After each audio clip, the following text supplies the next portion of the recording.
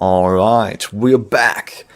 Back for day 2 of the Judy Mai music video, where we use Blender and Stable Diffusion to generate 3D environments. Alright, I'm not gonna talk much more. I would say we just get right into it. Judy might join us later again to talk with us while we work. Until then, I will be hanging out in the Discord chat, Discord call on our server, the Carver School Discord server. And you guys can join me if you like to be on the stream and talk while we work. Let me see, do I have it set up correctly? Yep.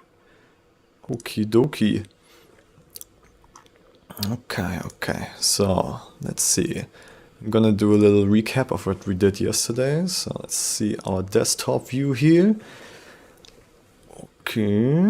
Oh, nice. Adroid is already back on track. He's here. Hey, man. How was your night, I guess? Did you get enough sleep?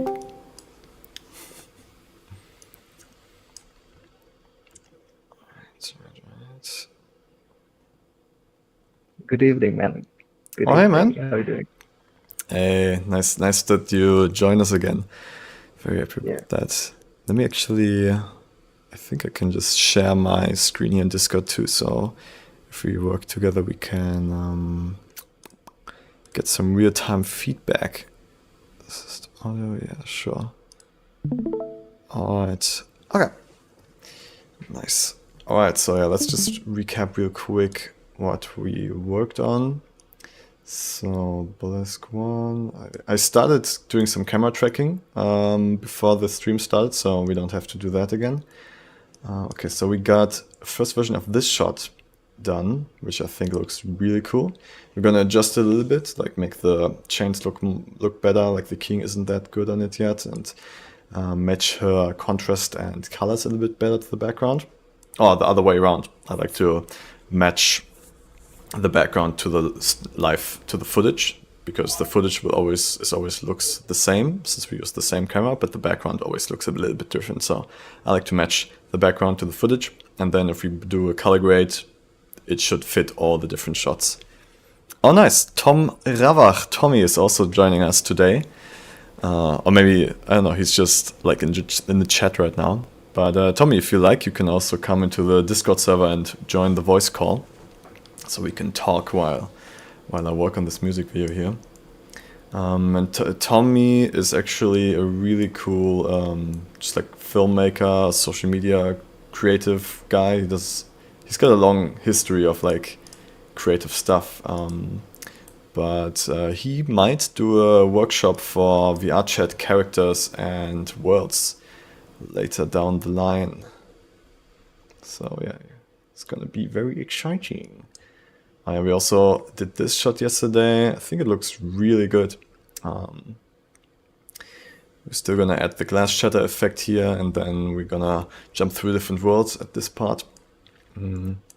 So yeah, I would say I started tracking this shot here, so I'll finish that, and then we will start creating the environment for these burlesque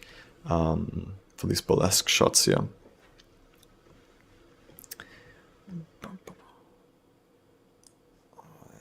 Here we go. I think did I already finish this? I think I already finished this. Let's see. Yeah, I already have this one in here. Nice. Okie dokie. So, I guess we should track the second one then. Did I already render it?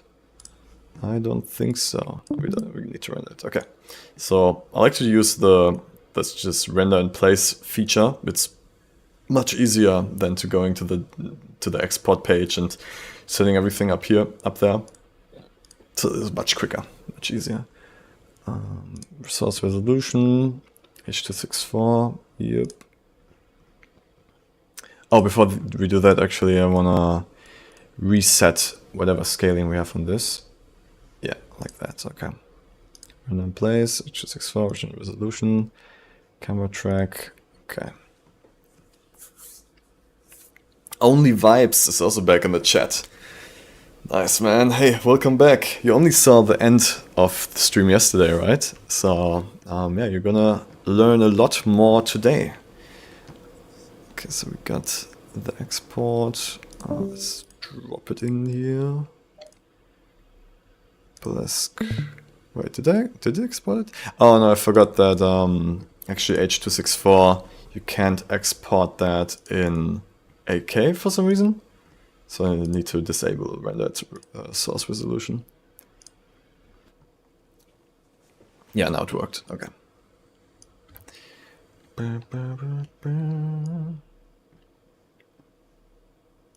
Let's prepare this image a little bit, adjusting the levels to have a little bit more balanced image, have a little bit more contrast for the tracking. Yeah, this should be good. Kartik is also back. Hey man, nice to see you again.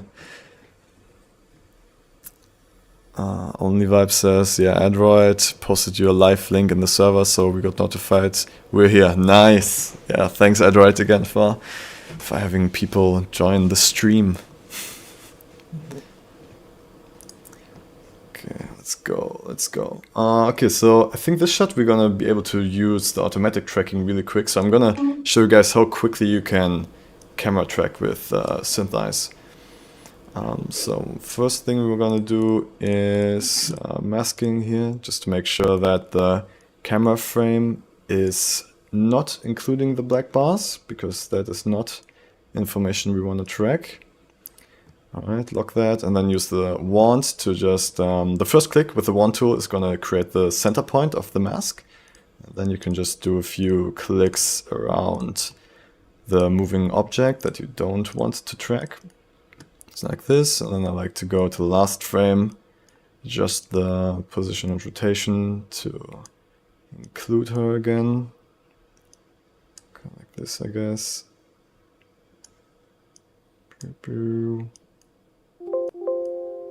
Also save, good idea. Alright, that should be good enough. And then we just go back to summary, click on auto, and it's done. Finished track. Yeah, I'm super impressed how quick it calculates and tracks the points, because I mean, like, was less than a second to camera track. How is that even possible?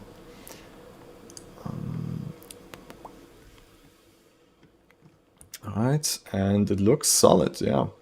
There's a little jump, but I think we can fix that in a moment. Let me just quickly in coordinate set up the constraint. So what we learned yesterday is you can select 2 points. First 1 point, and then with Alt click on another one, and then you create a constraint. And you can select the distance here, how far these points are apart from each other. So I'm gonna do 0.8 meters, because when I put those markers down, I made sure each of them is about 40 centimeters apart from each other. So that way, when we camera track, we always have kind of like an accurate scale for each track, so we don't have to try to match it. It should always be correct. So when we did that, we go back into the solver. Oh, actually, we can now press Shift-C and remove bad tracks. I'll just click that, all, and bad frames, and fix. I would like to do that 3 times. So now it should be better, and change this to refine, and go. Alright. Yeah, this looks pretty good with a self error of just 0.4. It's definitely good enough. Alright, we got some chat messages here. Let me just quickly read up. You guys, if you guys are on the Discord server, you can also use text to speech in the stream chat. Just type in /TTS and type your message, and then I'll be able to hear your message, so I can just respond to it immediately instead of having to look at the chat all the time. Okay, let's see. Hyper Esports asks, what we learning today? I'm gonna basically walk you through my process of creating.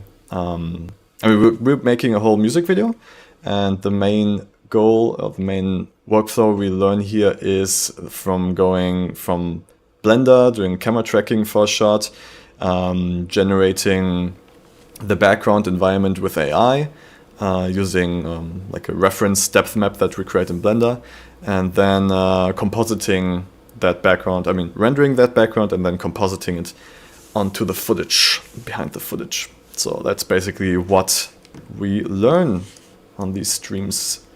Tomorrow we're gonna have the last stream of this kind, so we gotta make sure, we gotta speed up this process and make sure we get all the shots done for the music video. If I don't get it fully done on the live stream, I'll probably have to do it just off stream on Saturday or Sunday. But I think we're gonna get pretty far already. Right, let's go back to the 3D view. Look at that, yeah. Also something I like to do is to position kind of like a little bit where she's standing at the center point. So we already have that lined up a little bit more for the other shots. Okay, yeah, that looks great. Right? Yeah, I think it looks pretty good. Okay, so we can save that and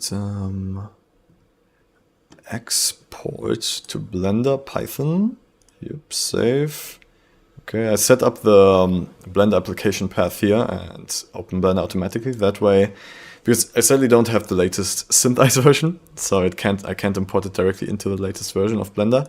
But it opens up in a load version that still works. And oh, wait a second, the scaling definitely isn't right. This cube is supposed to be 1 meter by 1 meter.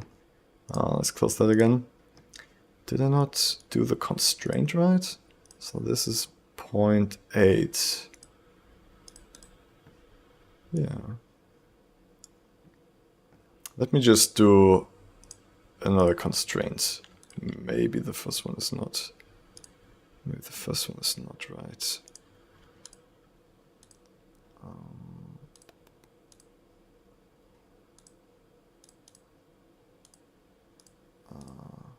I never actually deleted a constraint, so how do I do that?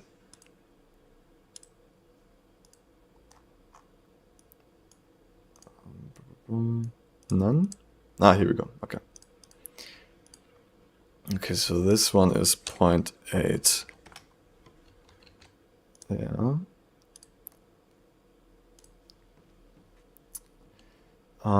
Kartik Singh asks, is the software paid? The one that are you using for tracking? Yeah, Synthesize is a paid software. I paid for it, but I paid for it, I don't know, like 6 years ago, and I've been using it since then. Like there's no subscription or anything, so you can just keep using it. You only get updates, I think, for 2 years after you paid it. But it's camera tracking. I mean, camera tracking didn't change that much, but they did add really cool features over time, like geometry tracking and armature tracking and stuff like that. Even 360 video tracking, so it's got everything you need for camera tracking anything. But yeah, since camera tracking was like a big part of my work, I just wanted to make sure that that process is easy for me. And Synthesize really made that process easy, so that's why I bought it. That's weird. Okay, we still have wrong scaling. What's wrong? If I do 0.1, oh, this is right, I think. Or is this too big now? So this is 1 meter. Huh. Could be right. I'm not sure why this is not working, because it worked on the other shot I did just a few hours ago. Yeah, this totally should work. I don't know. Okay, let's just, in this case, just use it and match the scale to the others. Okay, I'm just gonna quickly copy this name here, Burlesque 2. And I'm gonna name the camera Burlesque 2 and the collection Burlesque 2, and then just copy it, go into our project, and I'm gonna paste it here. Okay, so yeah. Alright, these empties are a bit much. Let's just disable them. Okay, So if you go and activate this camera view here, what I'm going to do actually is I'm going to have all the shots in the same environment in the same Blender file. So I'm going to create a marker to switch between the cameras. So for the first camera, just going to go to the first frame and press Ctrl B to bind the current camera onto that frame. So if that frame happens, this camera gets activated. And then I'll go forward after the first camera animation is done. And then I'll select the second camera, Ctrl B again. So it's switching to this one. And then I'm going to offset these keyframes to start here too. And I'm also going to offset the footage playing. I can do that.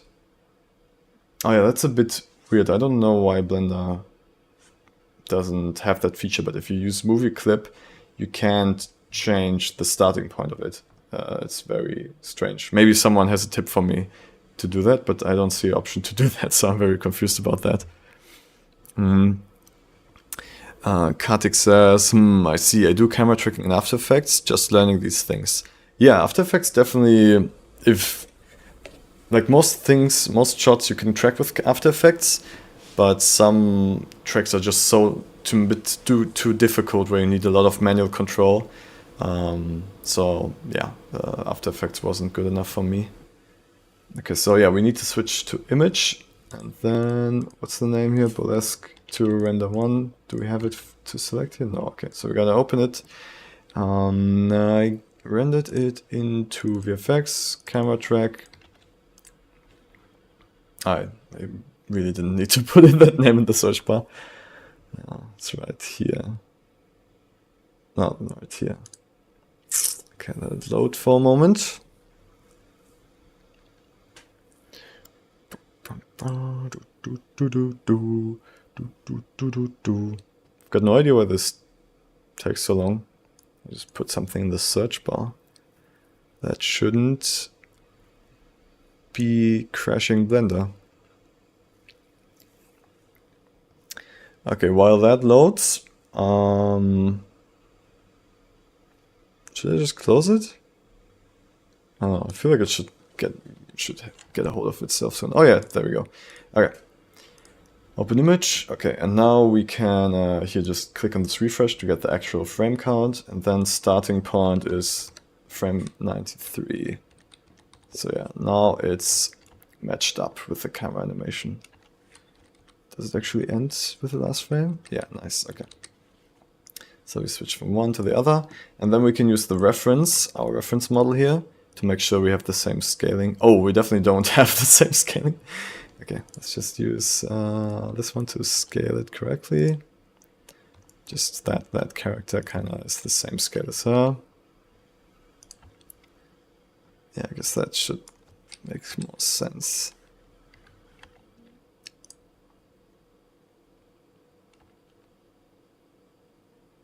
Yeah, okay.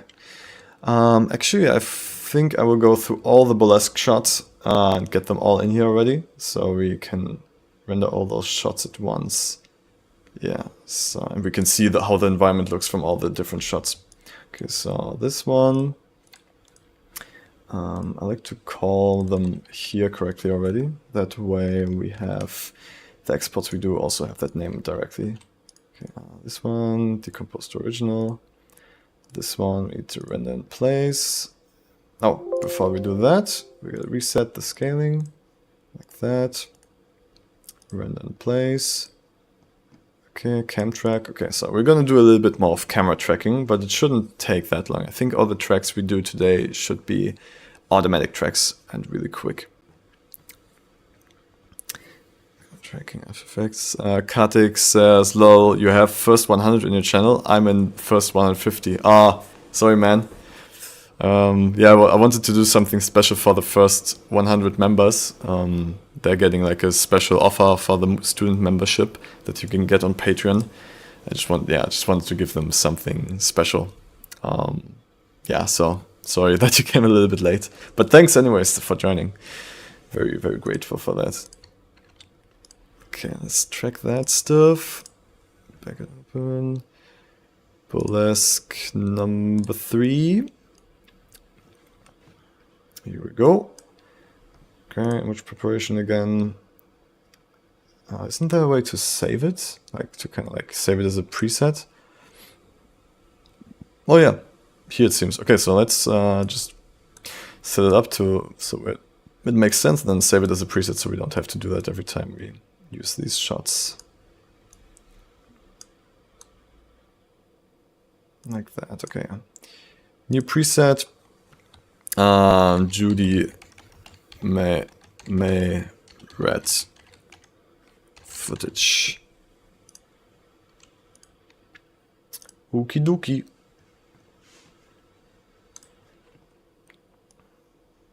Okay, this should be a very quick automatic track. Bum bum bum. Back to watermask. Gotta move this a little bit in. Boom boom. Boom boom.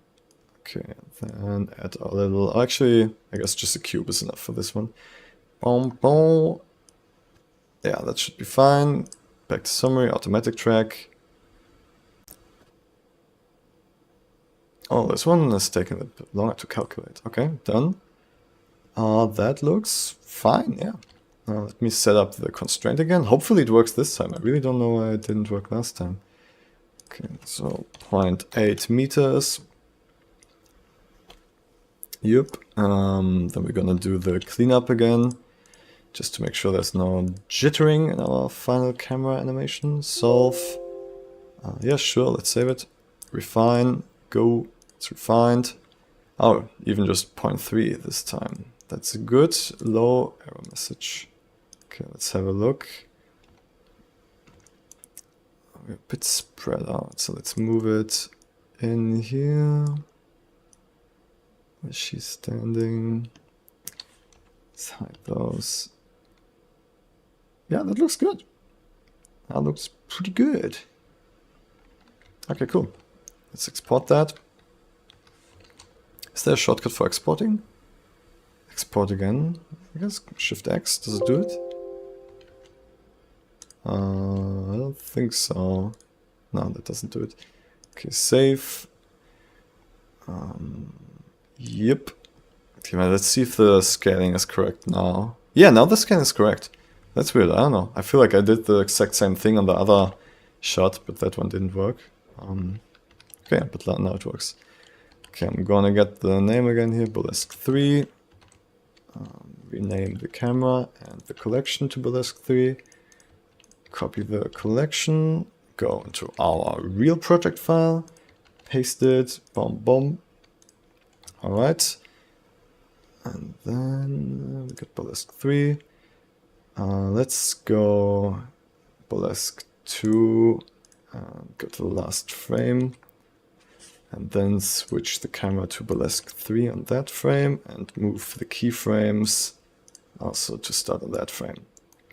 And also change this to the correct footage. Cam track, Burlesque 3, yes, here we go. Refresh the frames and start it at 146. Okay, I mean, the scaling isn't correct though. Is the constraints not working properly? Because like they are similar, but they're not exactly the same. So I'm a bit confused. Let's just scale it ourselves to make sure it's correct. Yeah, okay, that's cool. That's good, that's good. That's nice, that's good. Okay, so we got that shot in now. How many other shots do we have? We can close this. Okay, Burlesque 3. This one we still have. Okay, so this is Burlesque 4. Let's reset the scaling. Burlesque 4. Let's render that in place. Yep. Oh, I'm getting a call, but I can't right now. Sorry, I'm streaming. Call you back. Okay, export that here. That's correct. Okay, let's get that footage back in here. Burlesque 4. Okay, now we should be able to use the preset, right? Where's the preset? Where's our preset? I don't know. Did we do something wrong with saving the preset? Judy. Strange. Okay, I guess I don't know. I don't know why it didn't save the preset. But okay, it's a quick task anyway. Let's go. It's just always nice to have presets and shortcuts to make things quicker. But if they don't work, that's just confusing. I'm a bit worried. I mean, we don't really have enough tracking information here. We don't have any depth information. So I'm not sure if we can make this camera track. Let's just see what the automatic tracker does. Only Vibes asks, would you use LUTs for color grading or manually do the work in compositing? LUTs for color grading. I personally use LUTs in color grading all the time, just to get kind of like a head start of a look, and then go from there. So I have a big selection of LUTs, and I like to use them to just jam out, to like see what kind of look could work here, and then also like sometimes I like to combine them and with different intensities. Yeah, then just add whatever I need afterwards. Does that answer your question? Okay, what I need is this one again to... Oh, oops. We should do that on the first frame since it's creating keyframes, and I don't want to move this multiple times. Okay, so I've got a feeling that this camera track is not gonna work because we don't have any depth information. But let's not give up that easily. We might need to just animate the camera manually afterwards to match.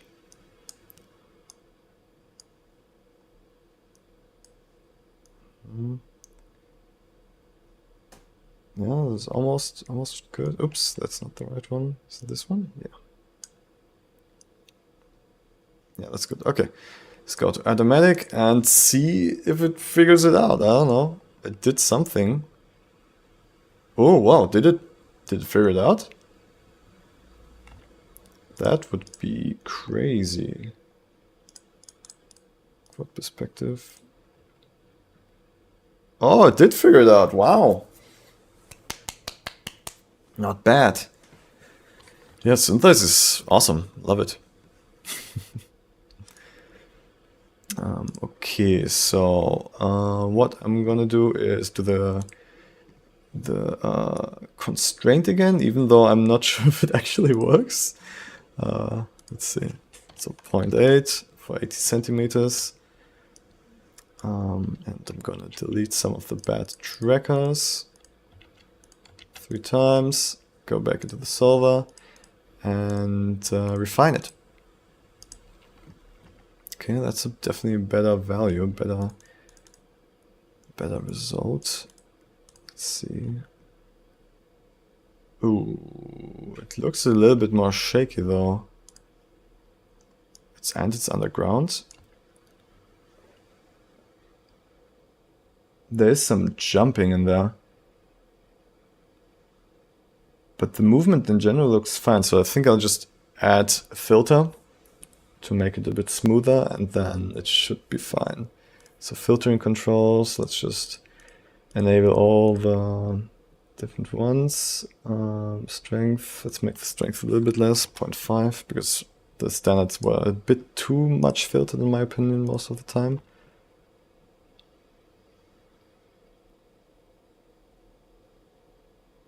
Yeah, that should be fine. Okay, cool. I think this is more accurate. Right? Okay, we're gonna adjust it in 3D afterwards. But yeah, this is fine. Okay. Only Vibe says, yes, understood. I used to think that LUTs are just a drag and drop thing and the work's done by just tweaking it a little bit, but what you said about getting a head start with LUT makes more sense. Yeah. I mean, they can be a like drag and drop done thing if you know, like if that LUT is specifically made for the footage that you have. Like with, for example, with the esports stuff I worked on, with like those daily short films we made for the League of Legends and Valorant tournaments, we always used the same camera and we always had the same look for all the videos throughout the whole tournament. So our color grader, Daniel Williams, just created one LUT that worked exactly with our footage and with the look we wanted. So for that process, we only applied the LUT for the most shots, and then it was done. So yeah, if you know what you need, it can be a drag and drop done thing. Okay, let's export that. Boo-doo-boo, boo-boo-doo-boo-boo.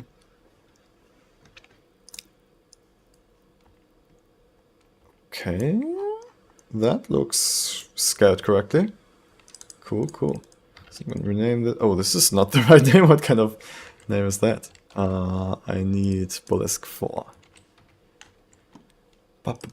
Rename the camera, rename the collection, copy the collection, boom, paste the collection, go to the last frame of the previous animation, go to the next frame, bind the camera to the next frame, move the animation to begin on that frame, extend the timeline length, and then re-import the footage as an image. Effects, cam track, Burlesque 4, refresh frames, and have the start frame to be 211. There we go. Adroit CGI said, damn, I've to miss a bit of stream. I'll be right back quick. Okay, man. Alright, yeah, I'll see you in a moment again. I really like that text-to-speech. It's really nice for me to just like be able to hear someone text something and then be able to react to it. Okay, that camera's definitely way too high up. So we're gonna grab the Synthesize World Mover and place it somewhere where it kind of lines up with our stand-in. Let's see, like that. Like this. Does this look correct? Yeah, that looks fine. It's still, like, it is a little bit jittery. I guess we could have increased the smoothness. Is there a way to make, in Blender, to make graphs a bit smoother? Yeah, we can see, definitely can see some jumping here. Yeah, there's some jumping happening. A way that I did to smooth out keyframes in the past was always to just scale them down by, let's say, 0.25 and then scale them back up to 4th. Wait, no, that didn't look right. Let's just scale it down to half and then double it again. Did that already do it? Yeah, I mean, I think that did it. Automatic. There was also a way to remove doubles. Where was it? Key. Channel. Key. I mean, it works. It's fine.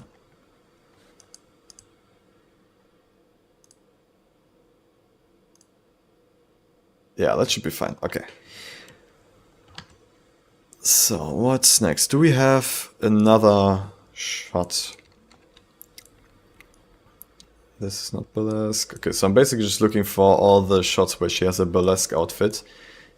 So we can make all the burlesque shots at once.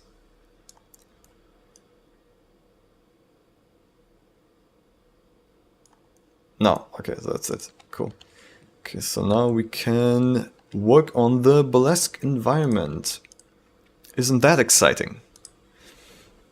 Isn't that extremely exciting? This is an old one. This is an old one.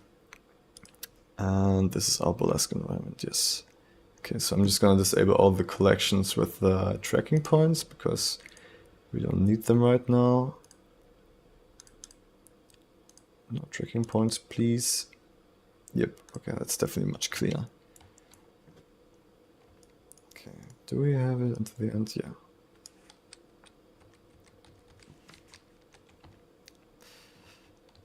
Cool. Alright, so now we're going to block out the burlesque environment just very roughly and then use that information to generate the texture. Let's see, we have already generated the burlesque environment before, so this is basically where we want to get, and I have the prompt for this one too, so we could plug and play it. So yeah, I'm gonna model something that looks a little bit like this. Let's try that. Boom, boom, go into layout view. Whoa, what's happening? Okay, here we go.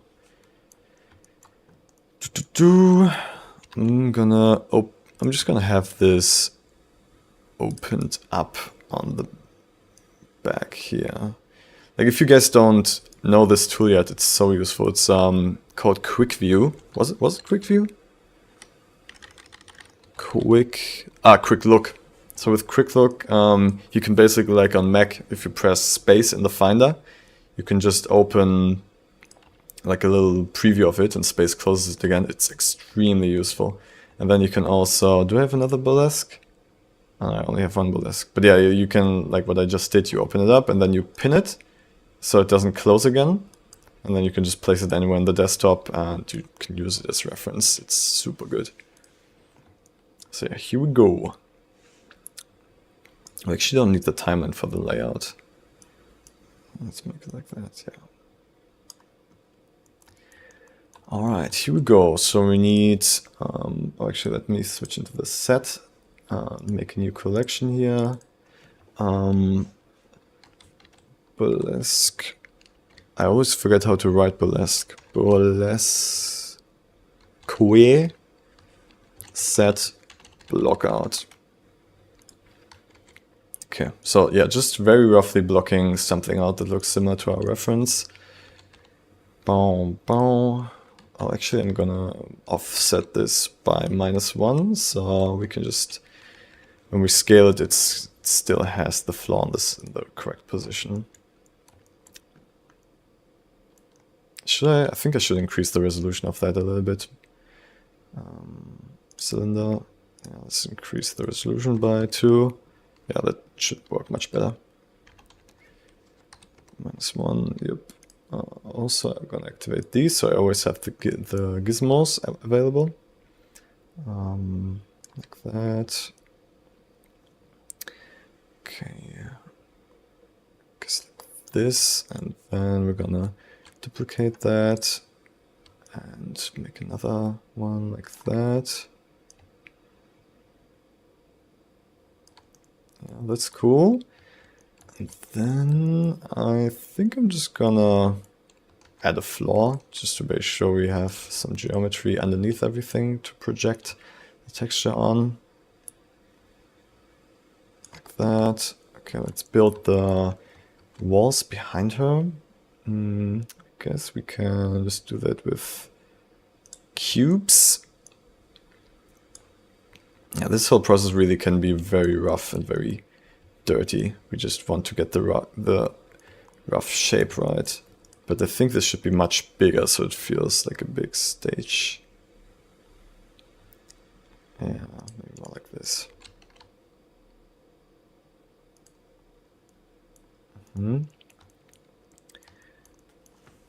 Okay, and then I'm gonna have this. I'm gonna add a mirror modifier and choose our center point to just mirror to the center. That's good.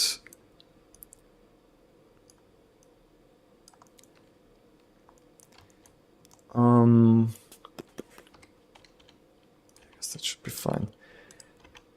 And then I guess we should just add kind of like walls back here for the AI to project the texture onto.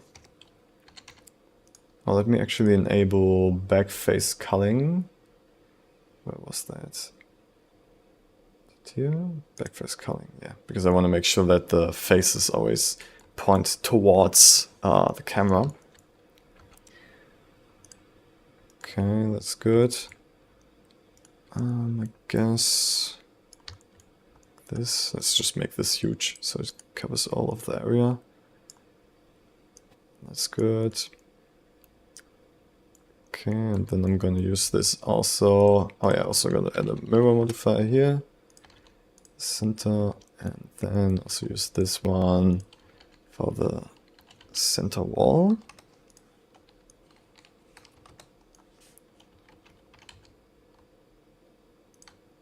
Yeah, like that. Can we get some, I feel like we should already get some kind of like curtains here. Let's see if we can get some from Blender Kit.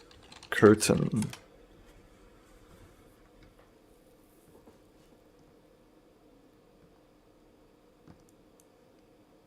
Where are they? Ah, here we go. That's not a curtain, that's a container. Why are there so many containers? What does a container and a curtain have in common? Containers? Why are there so many containers? Curtain. Did I write it wrong? Curtain. Oh, okay, yeah, I wrote it wrong. Classic. Okay, so I need some. This could work. I want like a real show cut. Oh, this looks very fancy. This looks nice. Yeah, I guess let's get the ones we had. So these ones, and which ones were those? Oh, actually, these should totally work. These should totally be enough. Yeah.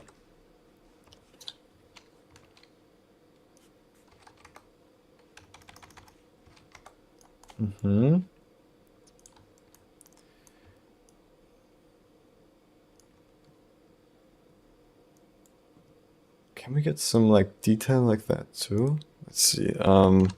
Baroque. What happens if I just search for Baroque? Okay, yeah, we do get some nice stuff. Oh, we could actually maybe use this from the chair to put the. Oh, this stuff. Yeah. All of this looks pretty royal. Very nice.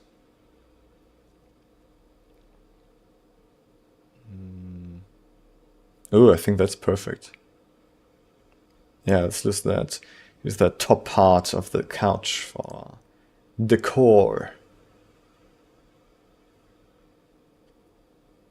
Oh, there are really some great models on here for Baroque architecture. Okay, that should be good. So yeah, let's get that model. Baroque sofa. Can we easily separate this? Let's see. Oh yeah, we can. Okay, let's separate that. We can remove the rest. Delete. Let's put the origin to the center of the mass. To modify it to move it a little bit easier. Okay, I'm gonna rotate it around and have it spread across like this.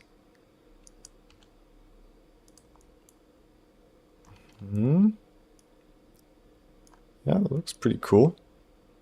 I'm very excited to see if Stable Diffusion actually knows what to do with this more complex geometry.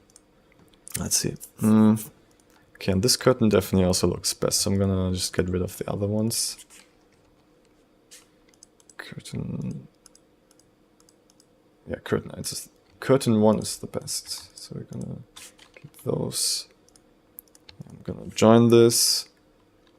Do we need to join it? I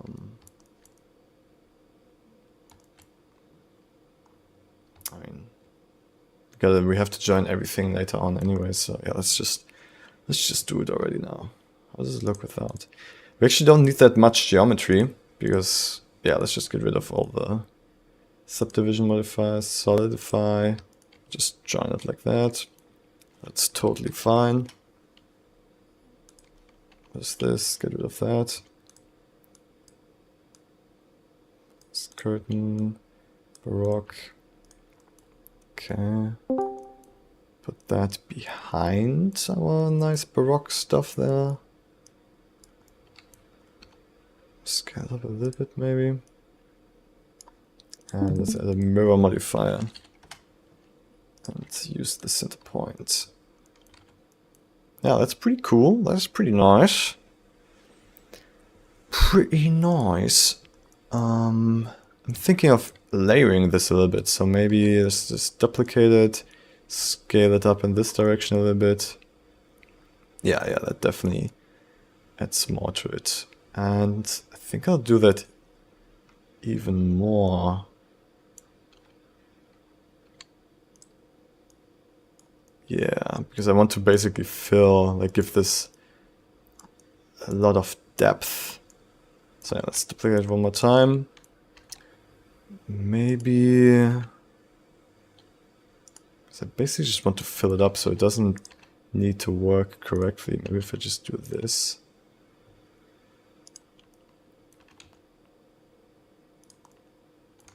Sure, why not? Looks kind of cool.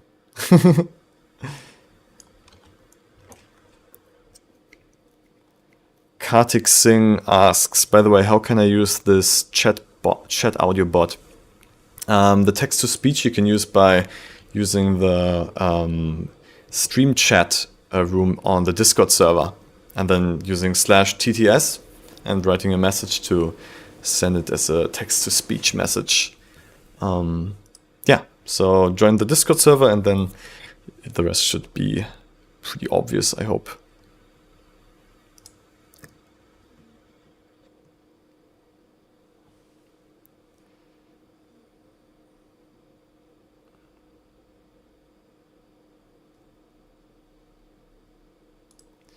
Boom, boom, boom, boom, boom. Boom, boom, boom. Critics says, yes, I am sitting here only. What do you mean? What do you mean with that? You're sitting here only.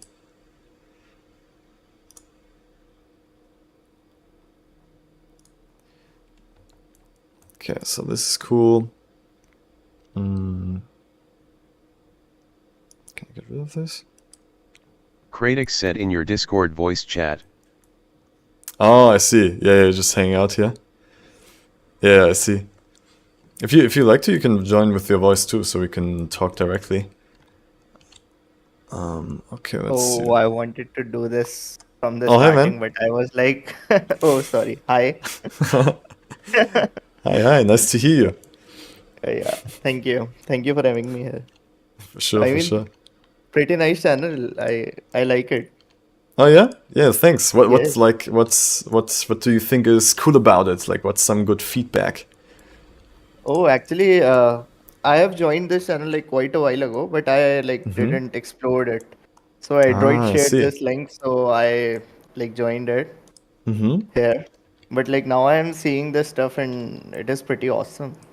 Oh, cool. Like Thanks. I'm it's happy to hear actually that. I am also learning, so I am finding like very good things to Nice. you Yeah, I mean that's my whole goal to bring all the kind of like things I learned over the years to everybody to like share and collaborate. So I'm very happy to hear that you think it's working. yeah. Yeah, I won't disturb you. Like you can. Sure, no problem, man.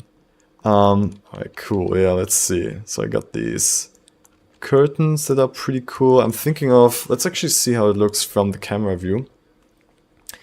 From all the cameras. Oh yeah, while we're at that, I'm gonna select all the cameras by type. And in the viewport display, I'm gonna put, a really cool trick in Blender is that if you press Alt onto a value, like hold down Alt and then click on it, you change that value on all the selected objects that share that value. It's really useful to edit multiple objects at once. So okay, we got that. Let me take off my jacket. The heater is working, it's getting warm in here slowly. Okay, so I want to just make sure that we have geometry everywhere we look now for the shots. Okay, we see the floor a lot, which is a little bit annoying because it doesn't. I wish we saw a little bit more top, you know, so we have a little bit more depth perception. Maybe I should scale this platform down a little bit again, like that. Yeah, that actually feels better. She doesn't feel so lost on that platform anymore.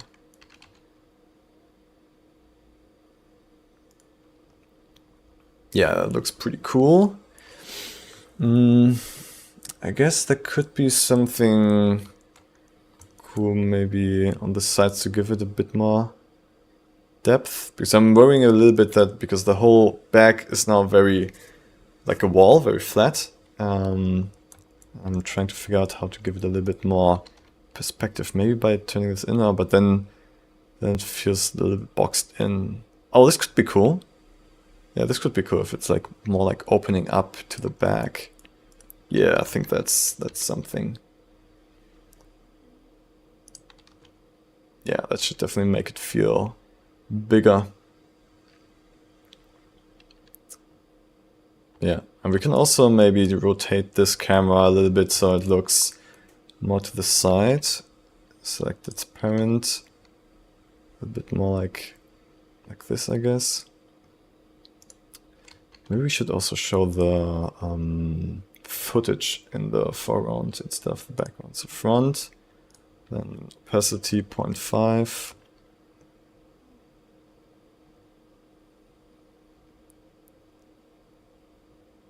It's a bit hard to tell what's going on with so much footage in the front. Yeah, I'll just turn it off for now.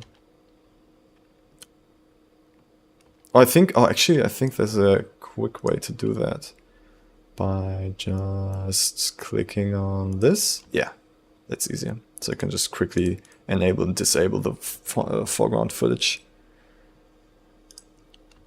Yeah, the establisher is definitely good from this perspective, I would say. Or maybe let's just check how it would look if we put a little bit more on the front. And so like, let's disable the reference one. Yeah, I think that's actually cool if she's like at the end of the podium in this shot. Feels bigger that way. She's here. This shot is later on, right? The Burlesque 3.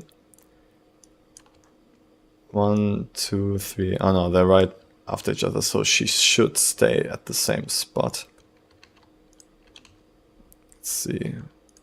Yeah, I think it definitely looks cool if she's in the front there.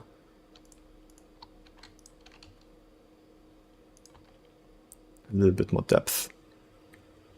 Yep. And then the last one we could have a little bit more unique since it's a little bit further down in the edit. Maybe... Oops. Oh, I think... Wait. Where did I move it? Oh, no, that was all good. That was all correct. Would it be cool if she was like right under the curtains? Yeah, that feels kind of cool. Yeah, if she's right under the curtains. Yep, for sure. Okay, so here she's standing in the front. Let's maximize this. There's also a super useful shortcut for Blender. You can just press Control Spacebar and then it just maximizes the window that your mouse is hovering over.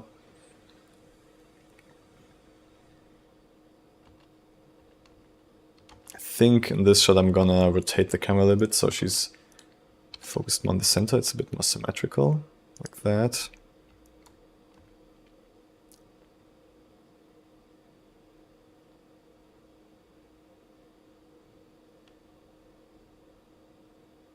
Yep, that's cool. Yeah, that's cool. Okay. That's good, that's good. So now... Adroit CGI said Adroit is back. Adroit is back. Nice. Good to hear, man. Okay, yeah, so we got all the camera angles now. I need to remove... Oh no, I don't need to remove it yet. Okay, so now what we're gonna do is we're gonna render a depth path. Oh, wait. We're not fully done yet. I think we need to add a little bit more detail here. Or at least make it bigger. And then maybe just to make sure that we don't have any blank space, we do this. 90, oh no, this one, 90 degrees, yep. And just place it back here. Yeah, I guess this could be cool. Nah, it should be a bit further down, so it feels bigger.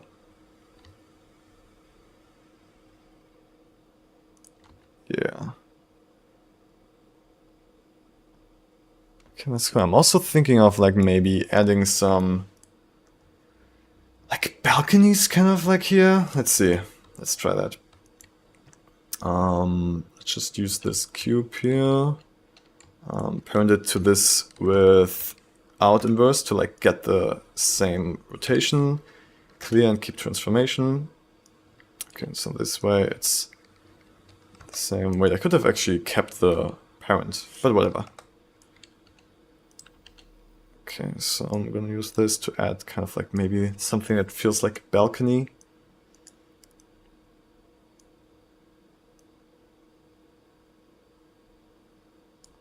Like that. Yeah, that could be cool. That could be nice. But I think it should be continuing over here then too. Yeah, like it should go all around the house. So like that.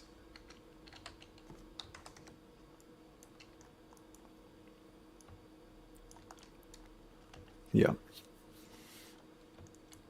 And let's just, for some detail's sake, let's apply the scale here and do a little bevel in this one. Yeah, I think that's gonna help to make it feel more royal, more burlesque. Yeah, I think that should be enough. That should be enough to generate our texture now. Okay. Only Vibes writes, compositing is really interesting, learning many new things. Oh yeah, we're gonna get back into compositing in a bit. And Trent says, yes, specifically the workflow. The fusion workflow. Okay, I think we are good. I feel like we could do more with this. Wait a second. So let's just try duplicating it and let's just make it huge. Oh yeah. Oh yeah, that's actually pretty cool. Let's like have it hang in front of this. Oh wow, you know what? I'm not gonna do it now, but I think when we have the texture, it would be cool if we added an array. Let's apply the rotation. An array to like, so that it kind of like comes over the camera, so it's kind of like hanging from the ceiling. Yeah, that could feel really cool. I mean, we don't see it that much, but I think it adds a lot, so yeah, let's do that. Let's do that.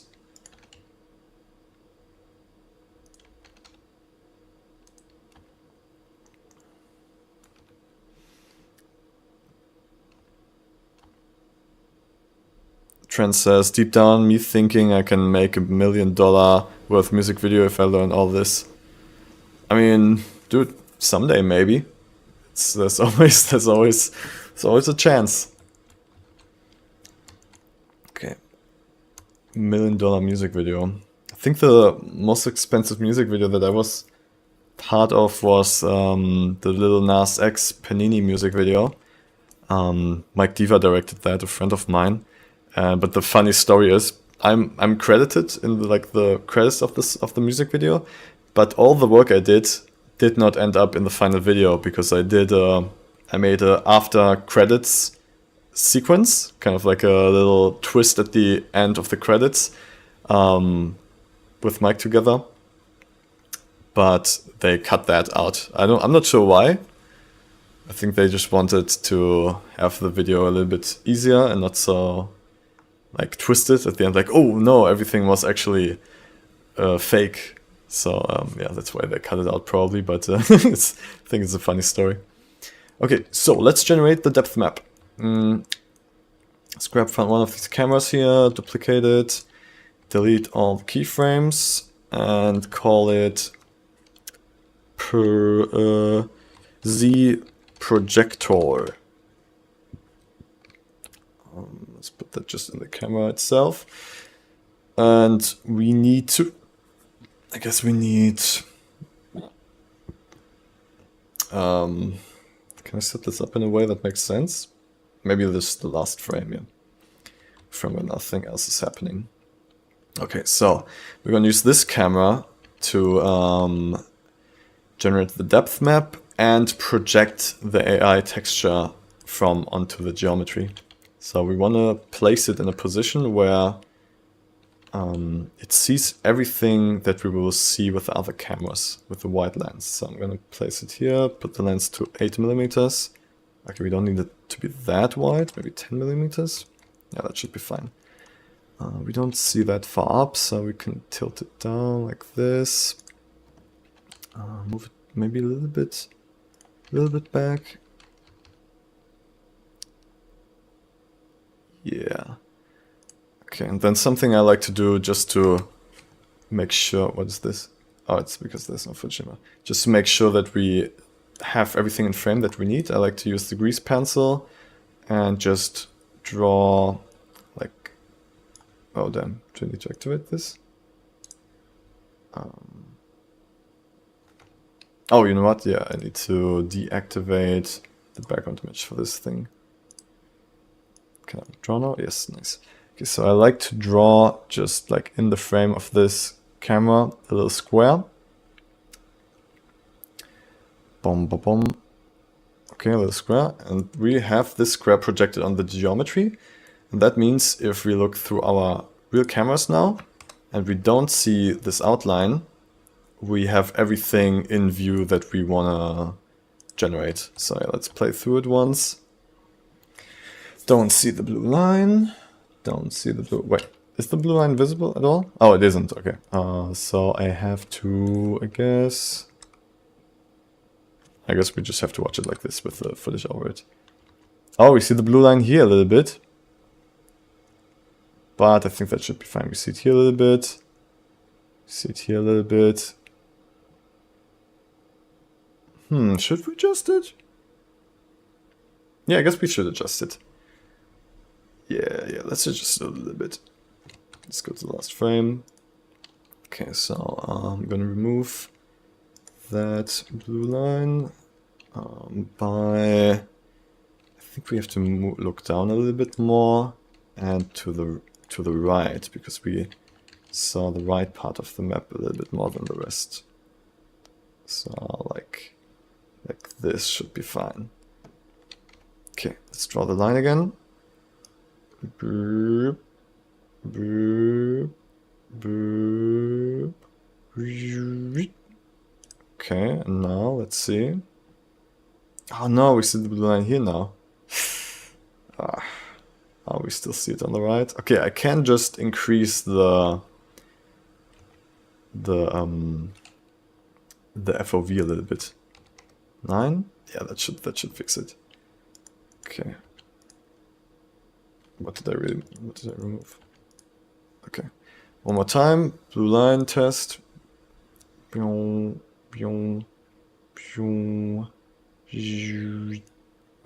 and let's play it.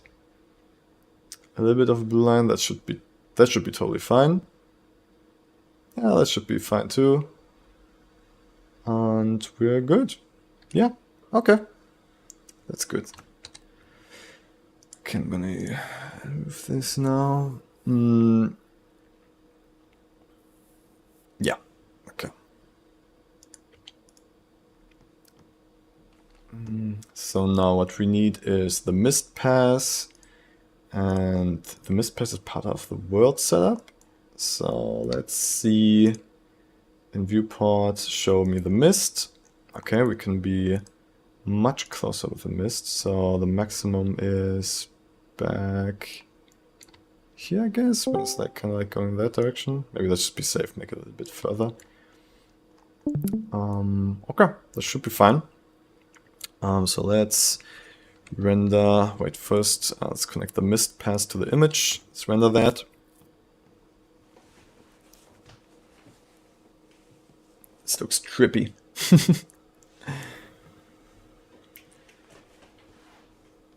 Okay, and we got our depth. Yep, that looks like it should... I'm not sure if it's clipping here. I'm gonna extend the mist pass a little bit to 18 meters. Let's do that again.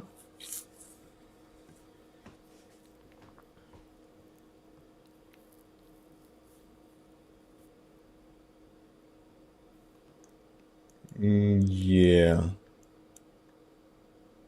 What's that up there? Wait, is there no wall? Oh, I think there's no...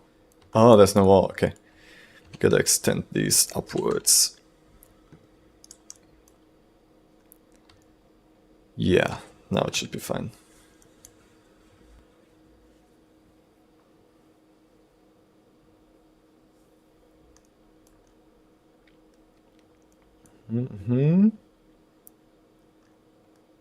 Okay, that looks good. Okay, let's save this. Is it noisy or anything? No, it's fine. Okay, save this. And times up. Depth render. This can just be a PNG, 16-bit. How did we? Oh yeah, this is burlesque. Burlesque. 1 Z V1. Okay, save that. Image. Did we have standard? Yeah, we have standard. Okay. So now we open up Krita. We use Krita to generate images with Stable Diffusion. Oh, everybody, we're not gonna stream that long today, like yesterday, because yesterday I streamed for 5 hours and I was extremely exhausted after that. So I'm just gonna stream until I'm just gonna stream for 3 hours today until, so we got like about 2 more hours, which should be totally fine. Okay, we got this. I'm gonna drop in our depth map, depth render, burlesque Z. Here we go. I'm gonna reduce the resolution to HD, so we can just generate many more results to choose from. Okay, and then I'm gonna open up the one that I already did to just get the prompt. Here we go. So this is the, oh, was that simple? Just 20's burlesque theater stage, wide angle lens. Wow, okay, very simple prompt. Let's put in the negative prompts: lens, flare, blur, people. Well, actually, people could be interesting. Let's not put people as a negative.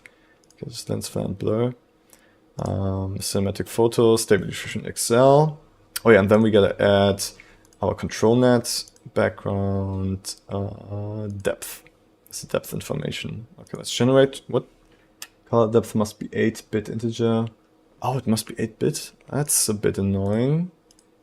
I think what I did yesterday was I added a filter layer. Yeah, and I crushed the blacks a little bit so it starts a little bit closer, like this. And I grouped that, and I used this group as the depth information. Does it work now? No, damn. Alright, I'll save it as 8-bit. Boom, PNG, 8-bit. We're gonna, which is pretty cool in Blender. You can, if you already have a version at the end, you can just press the plus here and it adds, like it increases the version number. Okay, so yeah, I'm gonna remove this one and drop in the new 8-bit version. 3D, depth render, V2. New layer. Oh no, it's too big. Okay, gotta scale it down.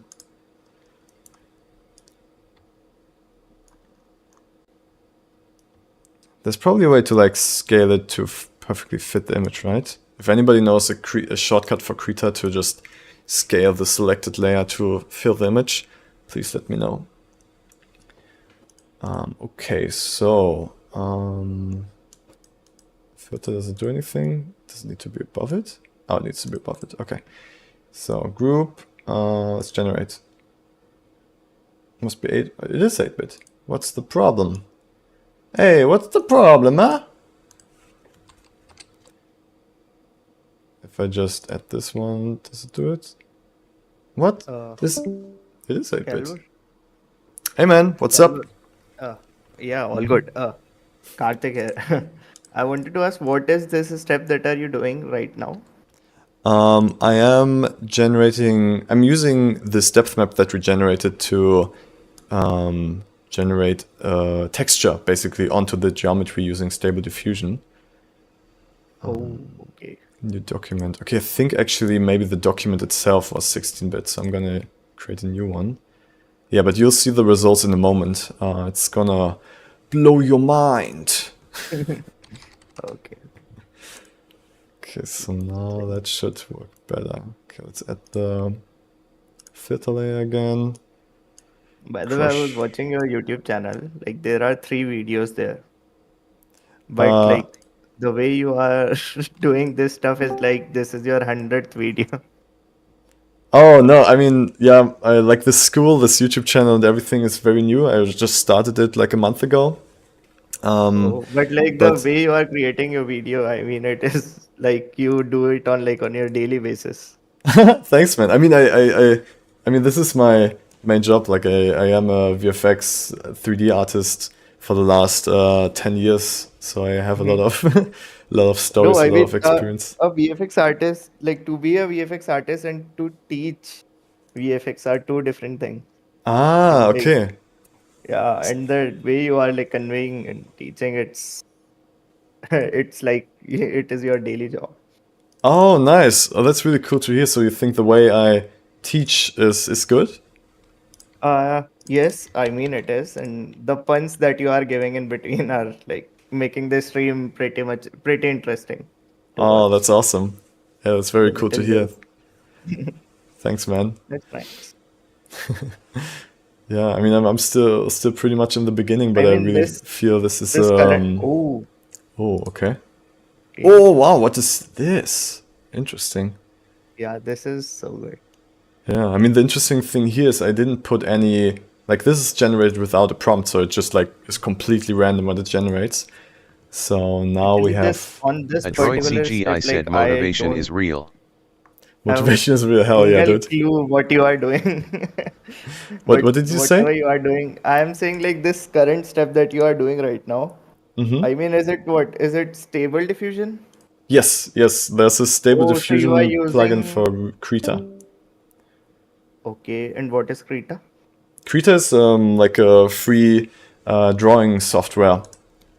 It's Oh, really cool. You should definitely try it out. Oh wow, yeah, this oh. is already very close to what we want.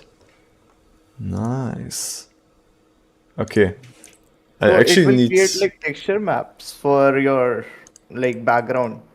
Yeah, like I mean, it just generates one picture, but since we Mm-hmm. have like the camera we use to render the depth information, we're going to use the same camera to project that texture back onto the geometry. Oh, okay. Now I get it. Okay, so I'm just going to press and generate a few times, and I'll go to the bathroom. So I'll see you back in a minute See you in a moment. Bye bye. Okay, see you.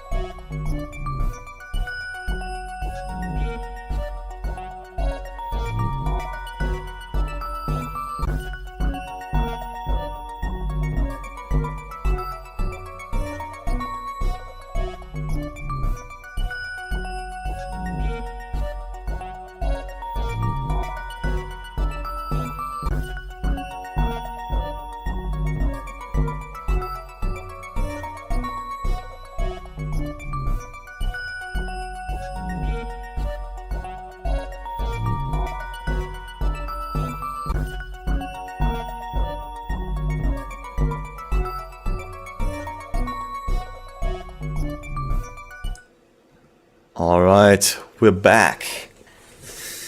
So, okay, we got a lot of results here. Let's see if one of them works. It definitely... Ooh, wow.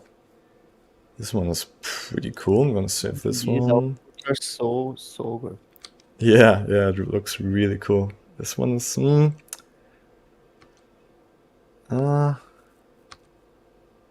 this one looks almost a bit too cartoonish.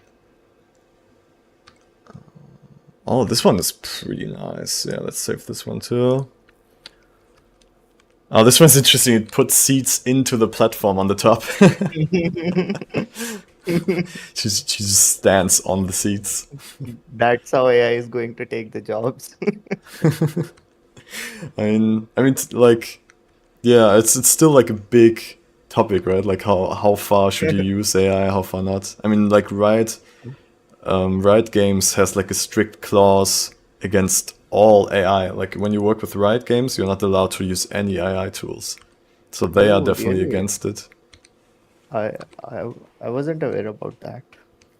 Yeah, because I think they have such a strong stance against it because a lot of artists, like 2D artists and drawers, work for them, right? And they probably want to be on their side and like defend them, which is really cool. I think it's a really cool move. I mean, it is really a very like a great thing to do.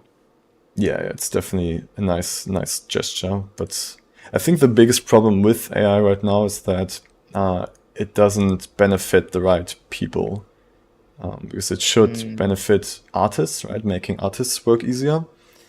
But it's yeah. But I think they a must be lot doing R&D on AI for like to use it like in future. What do you mean?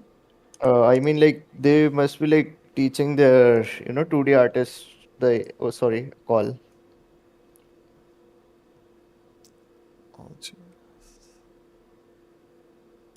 I didn't catch that fully. I think he meant that they must be teaching their like 2D artists some research on that, how they can use their AI tools, for Oh their yeah. benefit. Oh, for sure. I mean, that's why for me personally, I made the decision to, because I also got requests from like corporations and like companies to like teach them AI tools so they can like generate their own product shots and stuff. But I made the decision to only teach it directly to artists and not to companies, because I want these tools to be tools for artists and not for companies to replace artists. Yeah. So I think that's a different important distinction that we should make.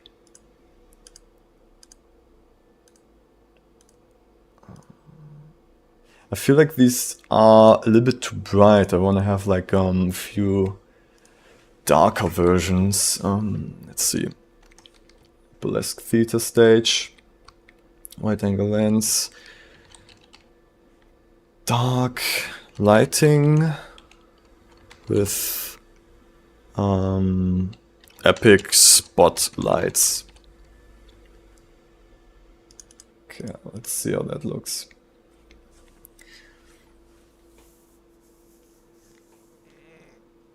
Oh, yes, I am back. Sorry. He's back. Nice. I was a phone call. Phone call came. Okay. Business. Not fathers, can't ignore that. Okay. Oh yeah, this is definitely. I think the darker direction definitely works better. Yeah, let's generate a few more in that direction. So I was saying ki AI, the Riot Games like must be doing research and development on AI for sure. I mean, training their artists to use AI or to learn AI. I mean, Okay. because you can't like I don't know exactly what they are doing, but like Jensen Huang, the Nvidia CEO, Yeah. he told on his like recent conference that like AI is not going to take your job. The people who use AI will take your job for sure. Yes, So it's true, but it's gonna. I mean, people are gonna take that job because it's so easy to do it. true. I And mean, I th- like I mean, AI is happening. We can't ignore that. I mean, I am also I I still don't use AI, but like I think like one should learn it because either you use it or not, or you are against it or not. But the thing is, it is happening, and you can't do anything to like stop it. yeah, So I agree so with instead you of that. like Well, yep. this looks So cool. instead of neglecting it or boycotting it, like you just learn it. Yeah, for sure. I think it's really important to always like be up to date on like what's possible and Yeah. like have like use the ways you can. But I think what we need to change is, I mean, that's actually something that's finally starting Adroit to CGI happen. said keep watching Claver's stream and keep learning. What? AI won't take your job. Oh yeah. If you keep watching this, and you'll never run out of jobs. Be cool if it was that simple. But what I wanted to say is, I think what's important is how AI works, because I think like AI's work is built on the work of giants, like so many generations of artists providing like actually works are getting AI. used to train those models. And what I think what needs to happen is to kind of like pay back the artists that the AI is trained on. So we need to kind of like a royalty system similar to music, where like if a song gets played, the people who worked on that song get royalties, right? They get paid for that song just being played. And I think we need AI systems working in the same way where something that's generated and being used commercially is traceable back to what data set it was trained on, right? Like what the individual things are. Even if, of course, like one image is trained on like millions of images, right? Like one AI generation.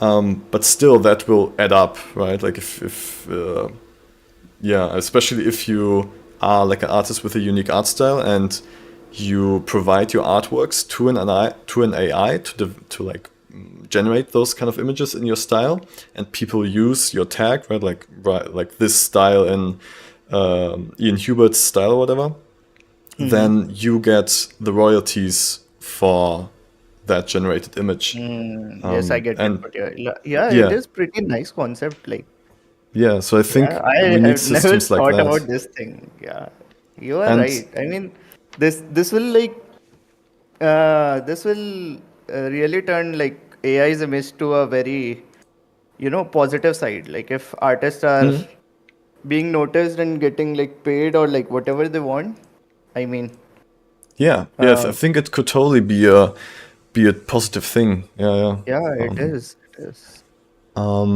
And we actually finally did have the first few steps in that direction to make these kind of systems happen, because right now, like until now, it was like the Wild West, right? Like tech companies were just free to take information and like make their AIs with it. But the EU recently published laws that require AI products to like be legal by providing the data set and making sure that the data set they use is all in fair use, and they paid for the licenses to use those data sets and those pictures. So like, yeah, the EU at least is doing some steps to like make those kind of systems happen, I think. Oh, that's.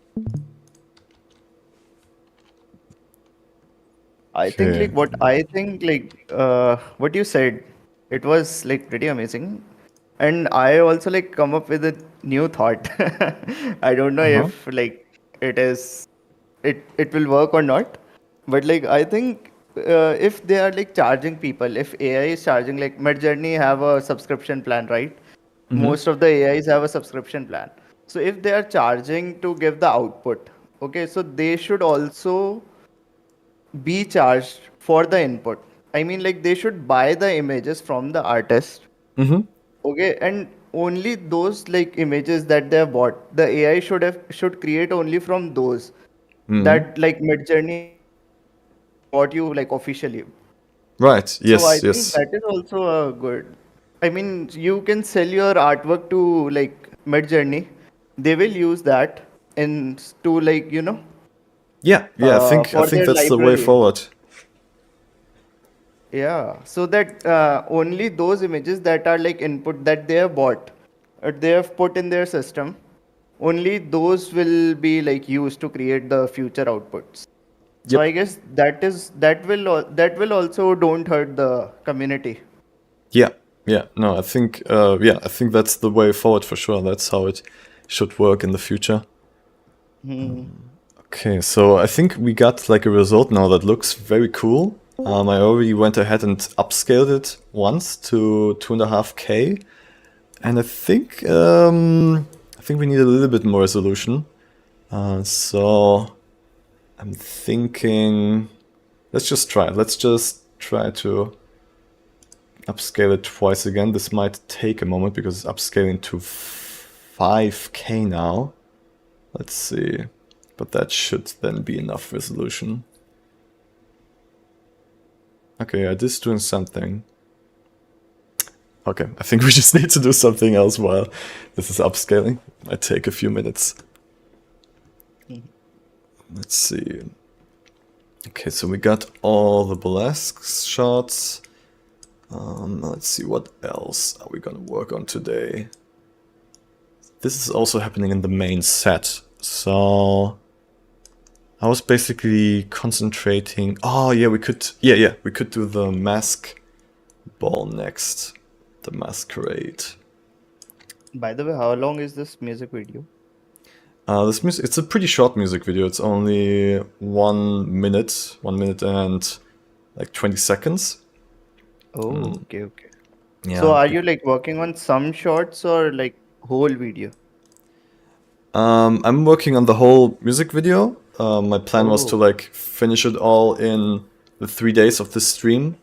But turns out I might need a little bit longer. So I will probably finish it privately without streaming it after Friday. So like on the weekend or next week. But yeah, I'll definitely want to try to get as much done as possible during these streams. So until tomorrow night. Okay. But like, please record the process. Yeah, maybe I will. I mean, I'm not so like used to streaming it, so I definitely need like pauses in between. But maybe I can just screen record and upload that later for you guys. Okay, thank you. For sure. Okay, just want to make sure this is the first shot of the sequence. Bum, bum, bum. Yeah, this is the first masquerade shot. This scene was called Masquerade, right? We have the script of the music video here too. Bum, bum, bum. Masquerade. That's this one, yeah. Masquerade, yes. Okay, so this is Masquerade 1. Adroit CGI said, Calver, you went for Fallout premiere? Oh yeah, I was at the preview event for the new Fallout series. I think like 2 weeks ago. A friend of mine who's an influencer, he invited me to come along. It was really cool. I mean, the series, like we only watched the first 2 episodes, and the first episode was really cool. I really enjoyed it. Like great atmosphere, great storytelling, and like very mysterious. It was like a big chunk of it was in the vault, right? Like in the vaults. So yeah, first episode, awesome. I liked it a lot. Second episode, I didn't like that much. It felt a little bit too much like theater to me, a little bit too unserious. Yeah.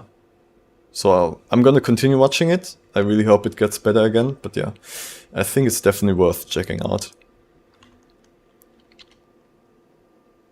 Okay, this one is 200% speed. Let's just render it for camera tracking for now. Adroit CGI said, waiting for a series which says, directed by Calvin Serrano. Thanks, man. I hope it's gonna happen. I mean, I do have a idea for a series I want to make. I've been kind of like thinking about this series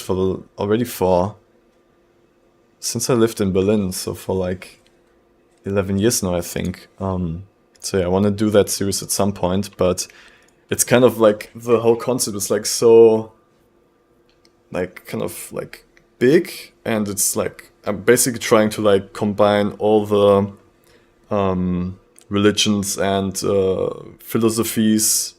Like yeah, I'm basically trying to create a world where all those kind of different worldviews and religions and I forgot the other word, but yeah, all those things make sense in the same world, where they all really exist and make sense together. So it's a big it's a big undertaking, but I really want to make it work. So I'll just take my time to also learn all these different things in the world and then being able to create that series.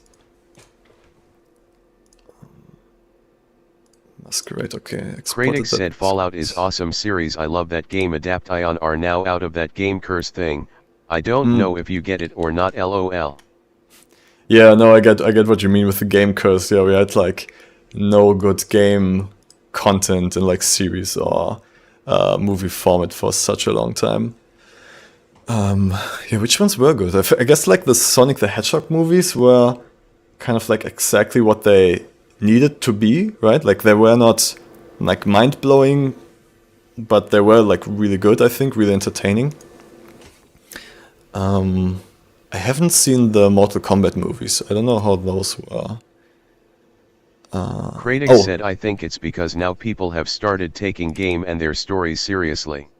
Yeah, I think too. I think it's a generation thing. I think the people who grew up playing video games are fine now in those ages where they are directors and screenwriters. So we have the people growing up with that finally doing that, right? So yeah, it just took its time. Is it Masquerade? Here we go. What else was good? Oh yeah, the League of Legends series. I loved the League of Legends series. That was extremely good in my opinion. I've also had the feedback from other friends that they felt it was predictable. Said yes, Arcane was so good. Yeah, Arcane. Right, that was the name. Yeah, some of my friends felt like it was a bit predictable and typical, so like not really offering anything new. But those were mostly like really critical film critics. Everybody else loves them, but I think what happened is that Arcane is told in a very classic Hollywood cinematic way, like in a very concrete structure that's very like old and proven. So people who already consumed a lot, I guess they know the structure and it doesn't surprise them that much, even though the content of that structure is really cool. But since we didn't have so many movies that follow this classic, really well-made storytelling approach in recent years, I think a lot of people still got surprised by that because they were just not used to it anymore.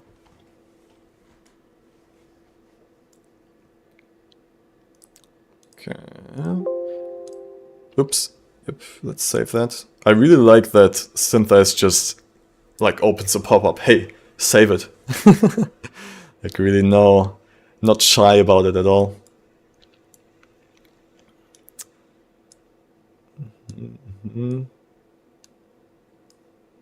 Let's close that in. Oh, is the upscaling done? Oh shit, the upscaling did not work. Okay, I think what we need to do is reverse that. I think what we need to do is cut out the centerpiece here, upscale only that, and put it back into the main one. Because I think we really need more resolution in the center here because she's standing very close to the curtain. Wait, I'm gonna put on my jacket. It's a little bit cold in here.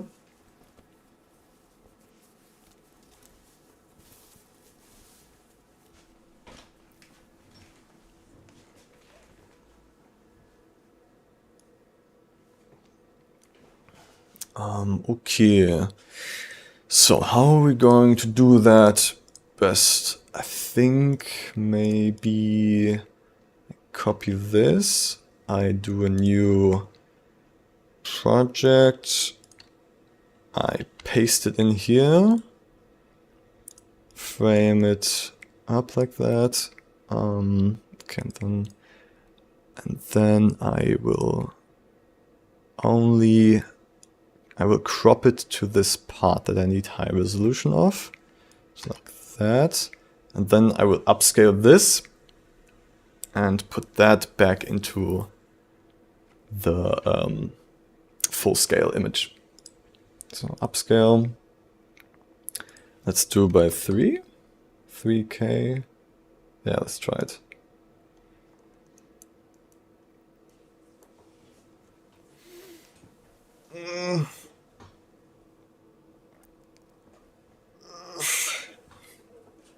drink some water.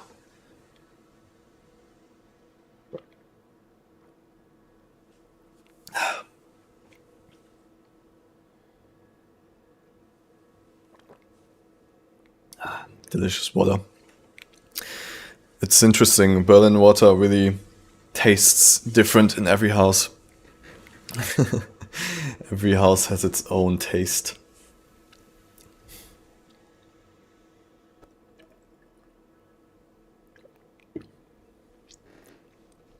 Okay, let's just wait for a second. It's Critics said LOL, I think same.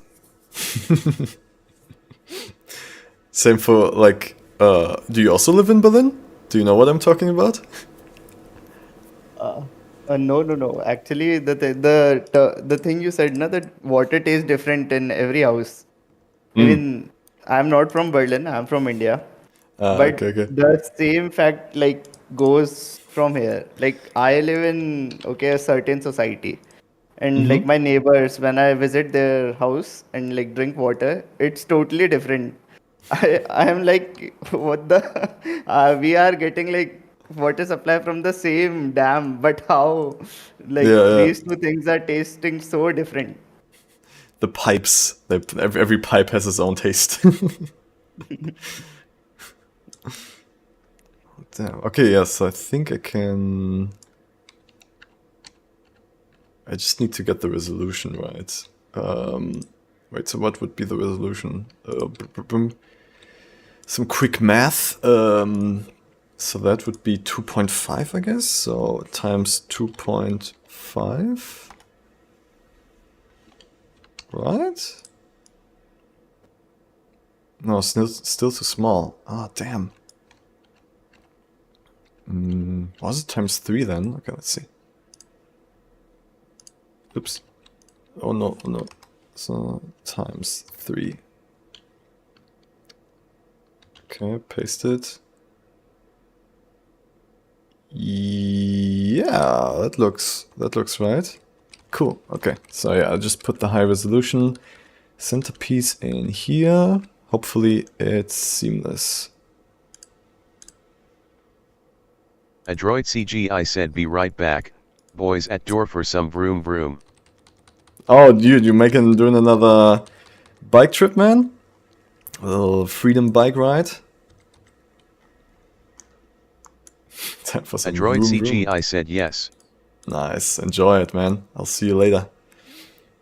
Okay, yeah, this looks pretty good. I mean, the texture isn't great, but I hope it works. Let's just feather the corners a little bit by creating mask layer. Where was it? Transparency mask. And then drawing on top of that. This is the upscale, this is the original, the upscale, nice, okay. So we should be able to just draw on this mask now to reveal. Yeah, I think it's working. So size.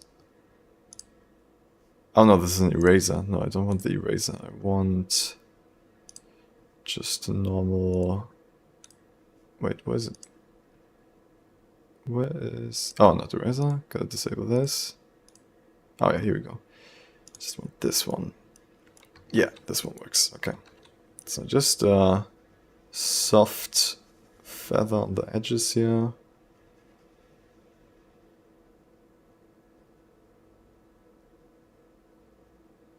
Kind of like that. That should work, right?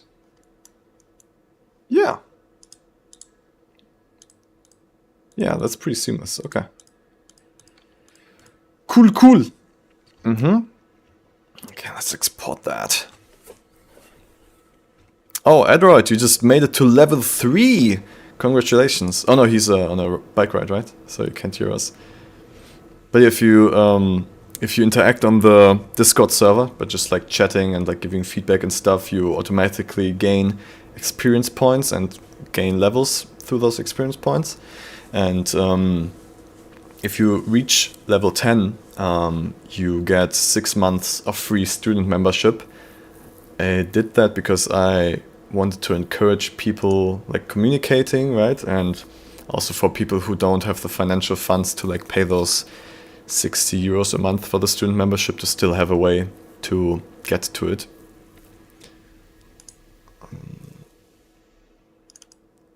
Okay, VFX, where do I deliver the backgrounds?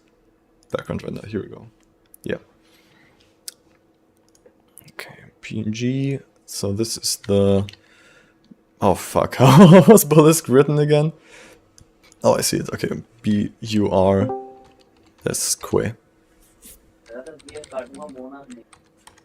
Oh, sorry man, you're a bit quiet. I didn't hear that.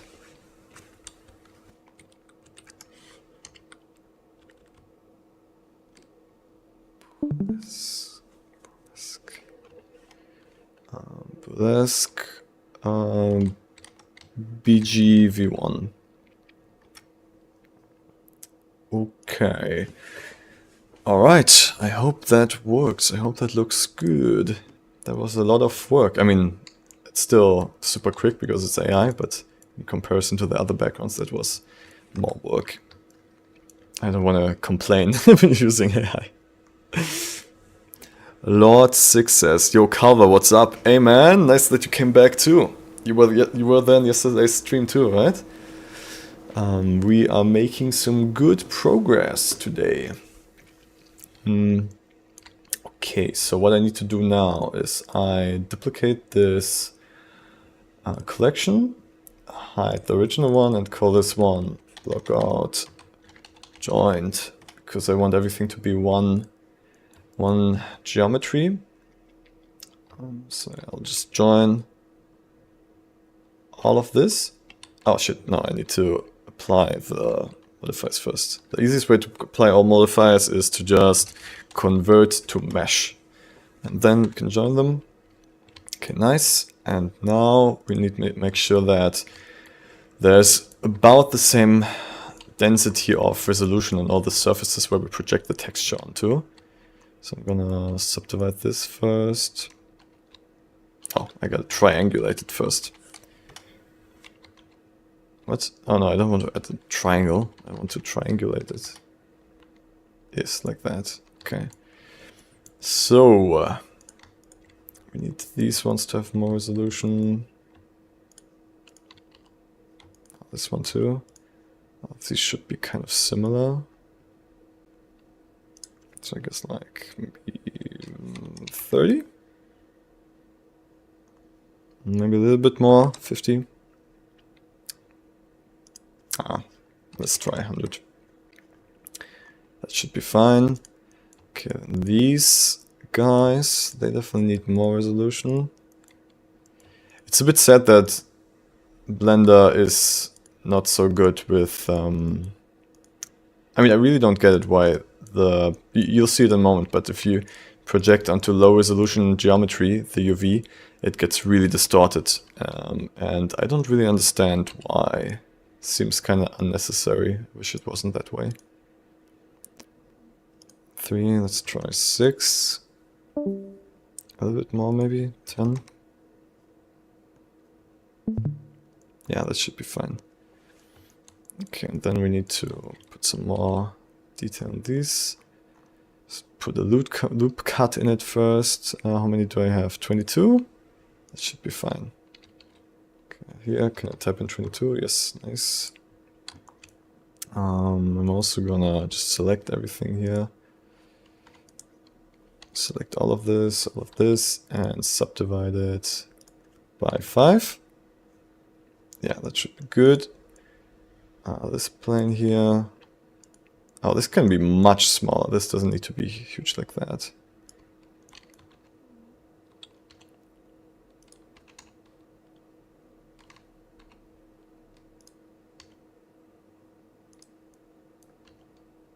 Okay, let's subdivide that too. 10 maybe. A little more. 20. Yeah, okay. Then we need a little bit more detail here.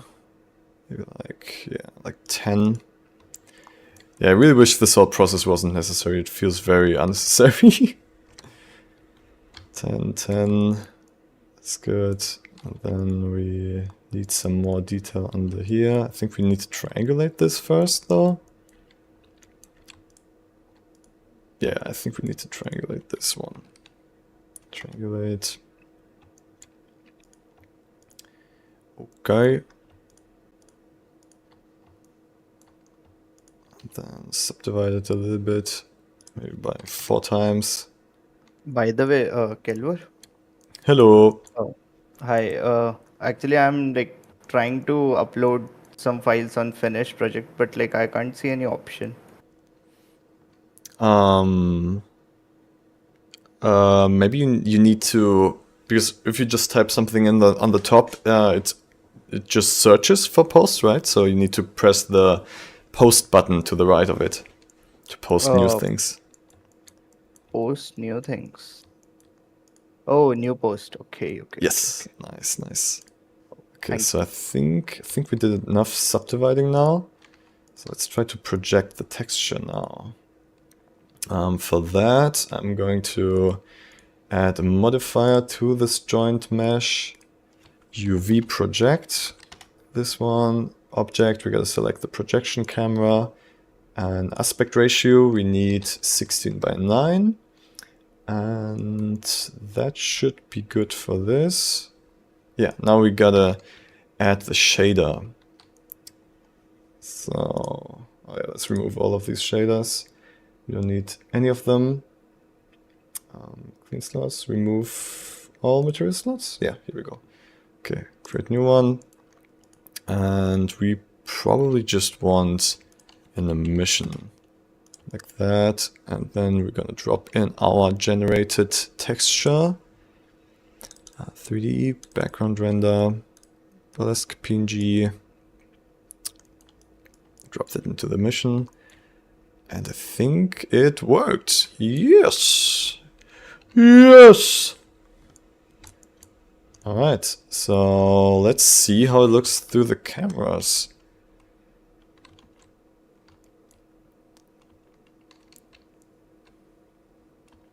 Okay, something that's obviously not working yet is the reflection on the floor.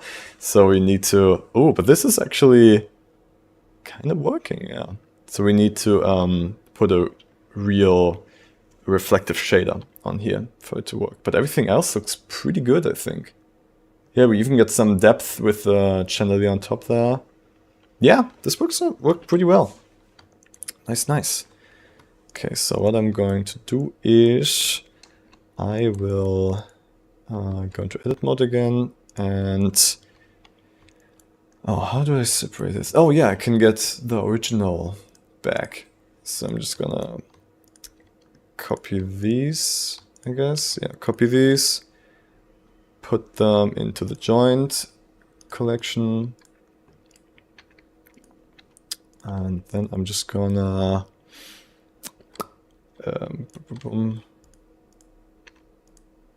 do I just need the top? Yeah, I think I only need the top. So just the top, invert, remove the faces. And then I'm gonna offset it just a little bit, 0.001. I'm gonna hide. Yeah, I'm gonna do the same with the lower one. Invert that. And then move that up by 0.001. And I'm gonna create...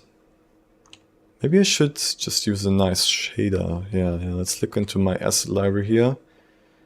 And look for marble. I guess marble could work here too. Just black marble. Now let's see how the black marble looks like. Let's see what it looks like. Ooh, that works actually pretty well. That looks pretty nice. I was like, in the first moment it applied it, I thought it was just the original texture, like that. Yeah, it works really well, nice. Okay, I think, yeah, just apply that to the bottom one too. Yeah, that looks really nice. Cool. Yeah, we might need to do some work on this close-up shot here. This doesn't look that... I mean, the whole point of the music video is also kind of to tell about a toxic relationship. tell a story of a toxic relationship. So our idea was also to play into the weaknesses of AI by not hiding things like this, right? So it feels unreal, like kind of the relationship they're in, right? Like it's more of a facade than Radix said I have real uploaded life. a work that I did recently on my journey of daily learning Blender.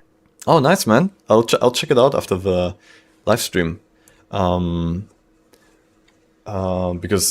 right now these live streams are for getting shit done, for getting work done for this music video. But actually, after like mid-May, when I start the daily live streams, when like the school really starts, I'm gonna have daily Create Together live streams, and those live streams they are for 2 hours every day, and those are exactly for that, for like looking in at students' submissions and giving feedback and opening the project files and like helping them get Kratos said, oh what sure, they it need. would be awesome to get a feedback from you.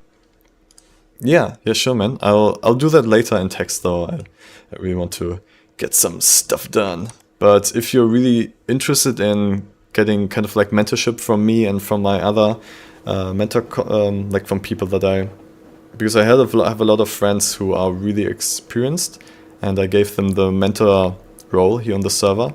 So if you're a student and you're looking for mentorship, you can get the student membership on Patreon. And then we will always, every day, give you really in-depth feedback on your work, and on stream, even like work together on your project files. So yeah, that's definitely, I think that's kind of like the main thing that's going to happen every day. Yeah.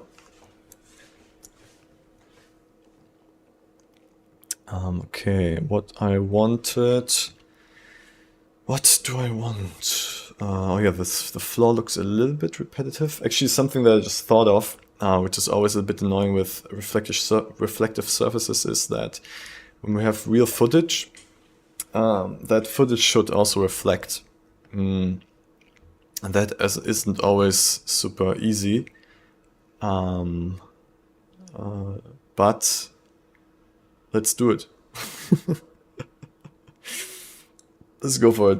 So we could either, first option, to already key the footage, key those shots here, and bring them in as plates, as emissive plates into Blender. So, and then just have those reflect in the 3D world directly. Or we do it in compositing by just flipping the image and using cryptomats to cut out the shape of the top circle. So I'm not sure yet which way we should go. I'll just finish working on the environment for now, and then we can think more about it.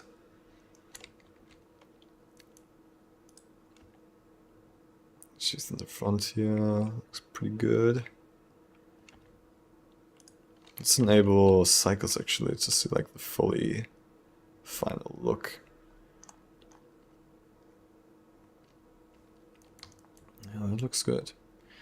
What I like to do most of the time is to add a little bit of bevel to stuff. So I'm gonna add a little bit of solidify. Just a tiny bit. And then add a bevel. We gotta apply the scale. Oh, now it's way too high. This is actually working pretty well, I think. Then we have like a little bit of a... What was it? Yeah, we have a little bit of a reflective edge here.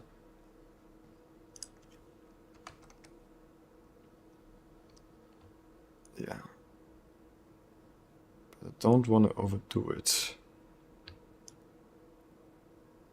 It really should just be like a little bit... I mean, is it even worth it? I'm not sure. I'm not sure if this is worth it. I don't think so. It's fine. It's fine. It's good. It's fine. Okay, something we should also do is focus. So at the beginning, for the first 3 shots, we have the front. So I'm going to use this focus 1. Let's see. Let's enable the overlay.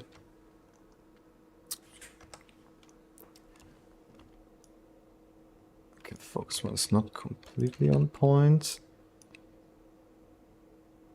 Yeah, this is more the spot. Okay, so and then I'm gonna use well, where's my overlay? Oh, here we go. Here we go. I'm gonna activate depth of field on these 3 cameras to focus on that focus point. Depth of field, focus 1. And I'm gonna do the f-stop to 1.4 to really get a nice depth. Oh, they don't all activate it. Oh, I guess it doesn't do that for everyone at the same time. That's a bit sad.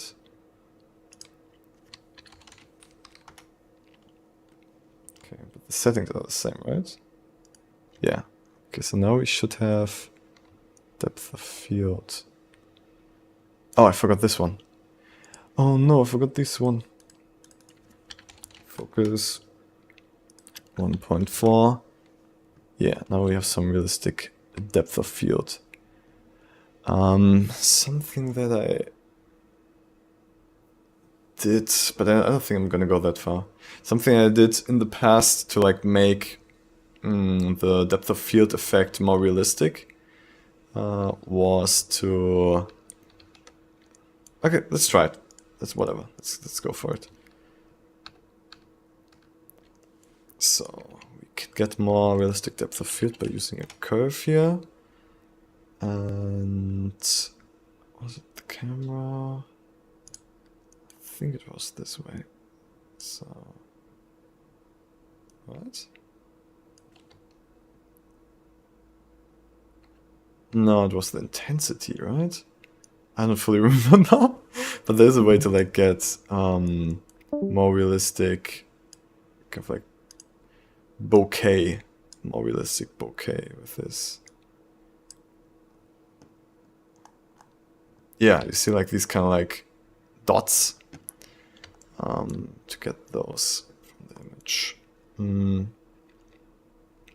Strength. How did it go? How was it again? Ah, I don't remember. Is it worth it? Is it worth experimenting with this? Because we have a lot to do.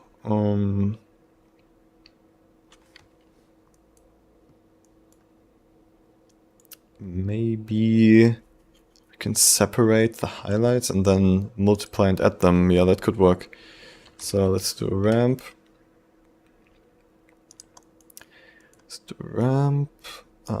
This is basically to kind of like key out the highlights. So if I show this, we should only get the highlights, yeah. Like that.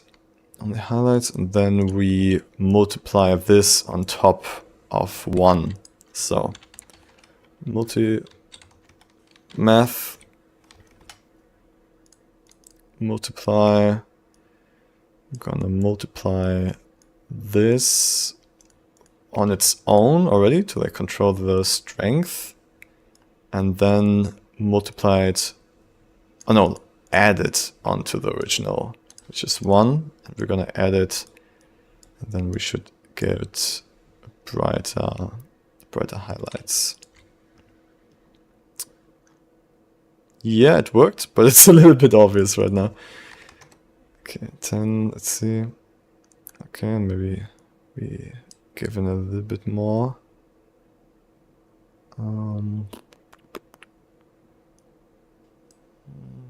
this. Okay, maybe it doesn't need to be that bright. Yeah, but this definitely gives it like those nice little highlights. So if, without it, it looks like this. With it, it looks like this. Yeah, it definitely makes it feel more realistic. How does it look here? Yeah, I mean, definitely looks more realistic. Even though it blows out a little bit. But maybe if we switch to AGX, it's not gonna blow out. Yeah. Oh wow, we've got much more. Yeah, let's just stick with AGX. Wow, this gives us much more dynamic range.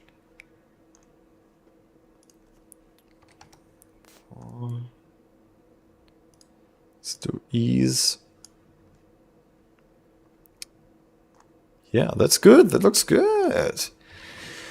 That looks nice. Nice depth of field. Yeah. Cool. Okay. So we did that, which is cool.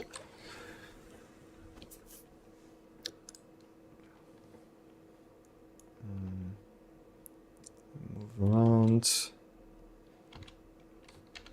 Let's only render the camera, the section that we actually see. Yeah, all of this looks very nice. Although it feels a little bit empty on the sides here. I'm thinking of adding chairs. Oh yeah, and this one definitely needs depth of field. Maybe that's the only thing it needs to look realistic. Camera, depth of field. Let's add another focus point here. Focus 2. Focus 2. 1.4. Let's see, is that position realistic? Almost? Maybe a little bit further back? Yeah, that should be good. Yeah, okay. Yeah, I think I want to add some seats around here.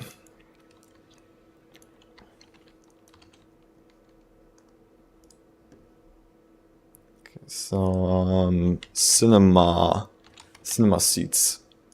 Do we have them?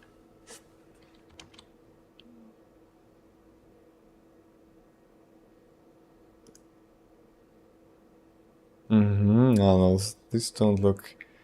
Let's go back. Let's look at Baroque again. Baroque. Oh, that's not right. Baroque.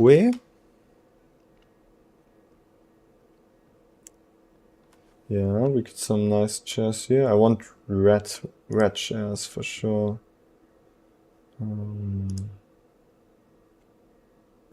Couches like that. Baroque chair.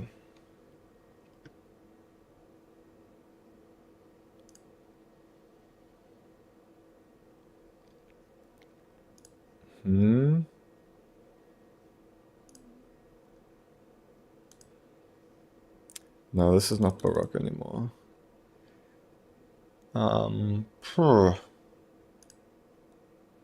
Maybe couches would be cool, but they probably feel very samey the whole then.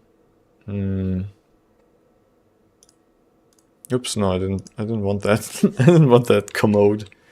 That commode. Chair.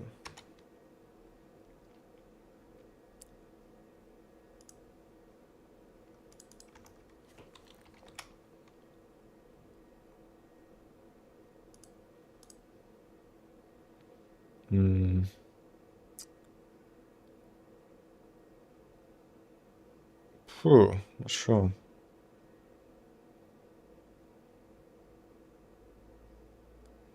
I guess let's try one of these. Let's try this one and just change the color of it. Yeah, whatever. Let's try it.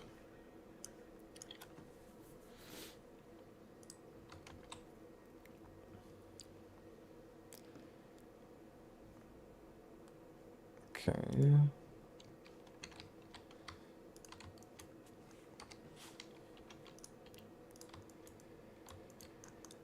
Okay, now I need to array them on a line. There was a really cool add-on, I think it was called BaggerPie Toolkit. That's really good for like arrays and stuff like that. Oh no, the illusion breaks down.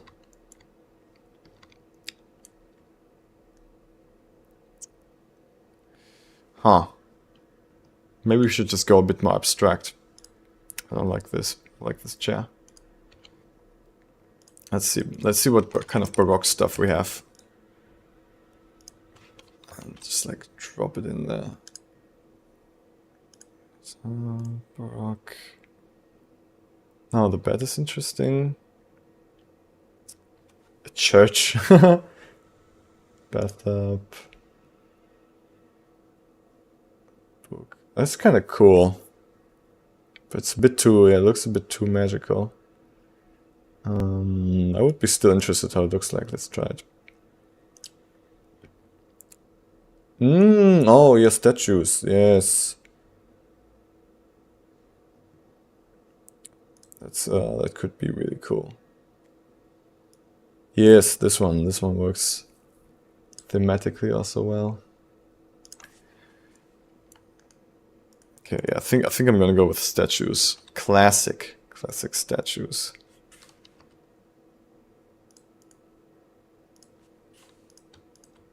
Move them into here.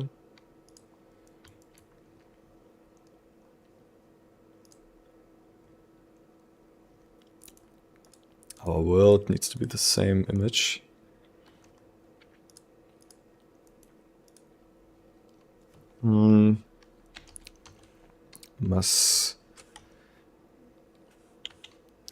How was that called, that image?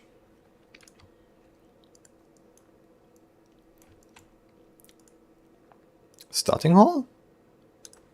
What? No, that's not. Hey, I'm back. That's not supposed to mean. Hey man, welcome back. Burlesque, here we go.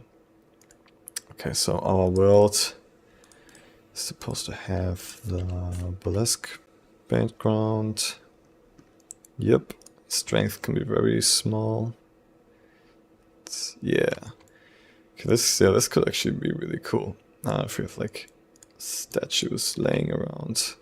Kind of like huge. Yeah, that could be interesting.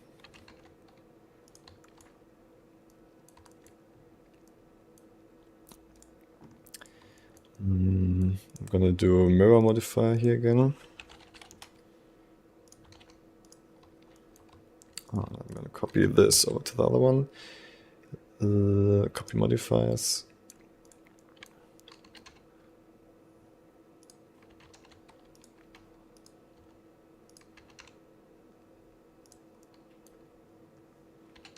Yeah, this actually gives it a really cool, unique look. A little bit abstract, but I think she should be on the other side. So her arm doesn't take away that much space.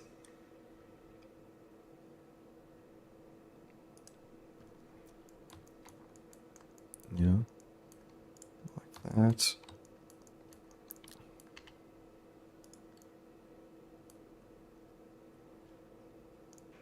Okay, and then we maybe need to give this material a bit more emission by mixing different emissions again, like having the one for the camera and one for actually lighting the stuff. We're gonna get a light path node and then mix these two, mix shader by camera ray. So that means, I'll switch that. So that means this one here, oh wait. I need this. Yeah, so that means this one here, the strength here controls how much light the objects in the scene get.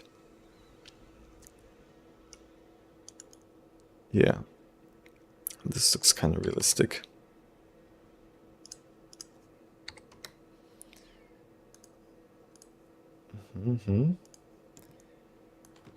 That's cool, that's cool. Can we also plug in multiply math? Oh yeah, this math, and then we're gonna use this and plug that in here to like get those hotspots even brighter. But I feel like that didn't really work. No, for some reason that didn't work. I guess because, oh yeah, because it made these super bright, and I don't really want light from that direction. So let's skip that. Oh yeah, but this light from here. Oh yeah, this looks actually pretty realistic.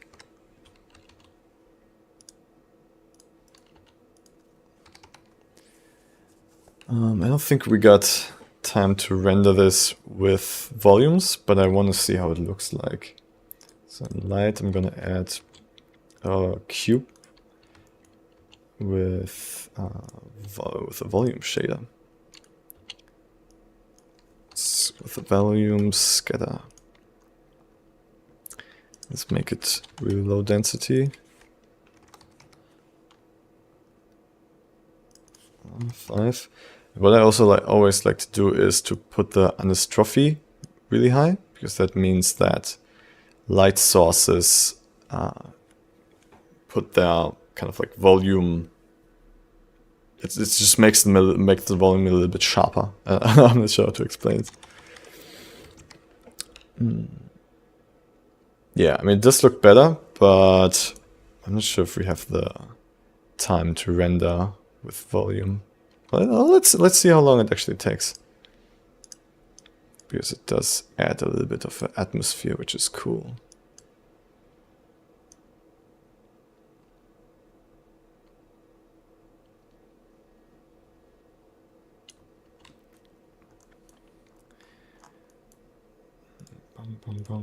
Well, volume.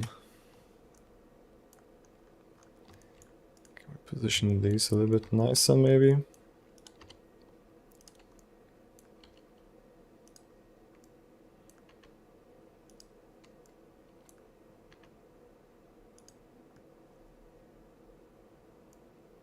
Yeah, that's definitely a bit more interesting.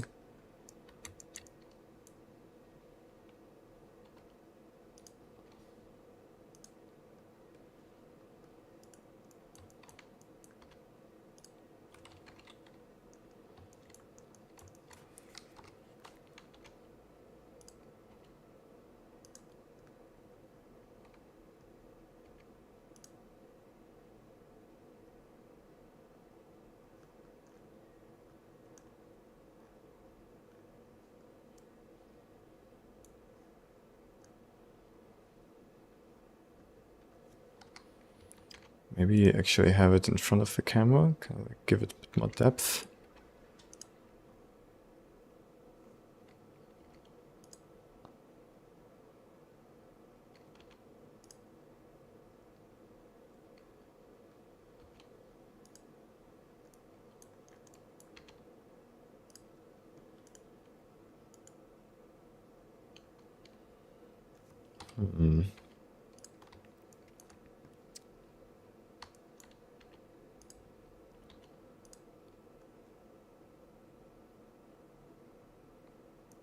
That's pretty interesting.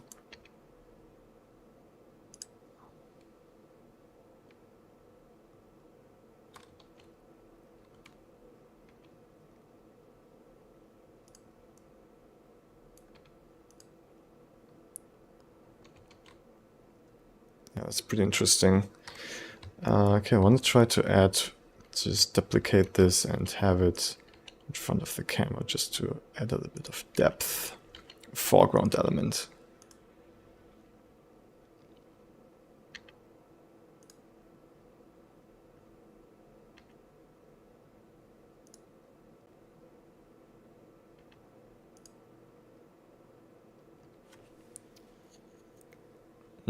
Okay, no, I don't think we need that. It's a little bit out of place. Okay, let's see how long one of the frames like this needs to render. Oh, Judy joined us. Hey Judy, what's up? How was your day?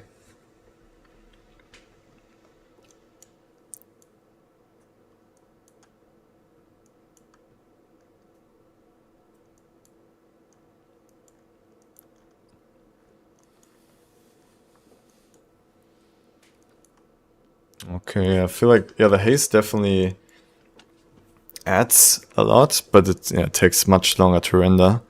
So I think for now I'm just gonna render it without haze and try to add this kind of like glow atmosphere in compositing. Oh, yeah, we don't need the depth anymore. Just image, please. Yeah, okay, so with volume it takes 40 minutes, 40 seconds almost. And without the volume it takes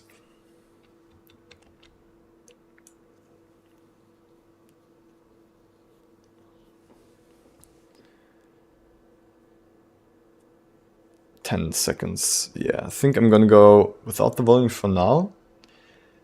Maybe we will add it later.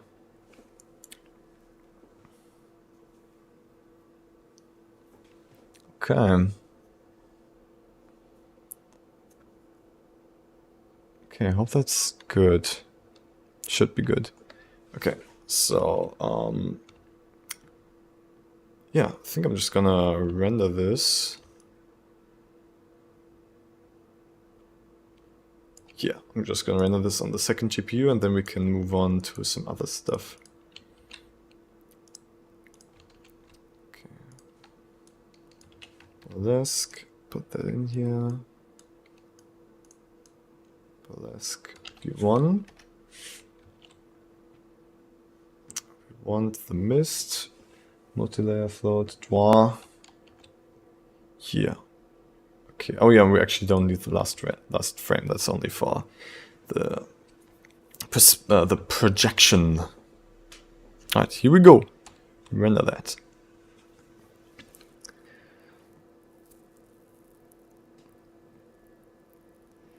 Oh, Judy, you think the stage looks awesome? Nice. Very happy to hear. Very happy. Yeah, I think I'll just try to fake the reflection and compositing. It's probably going to be a bit quicker, a bit easier.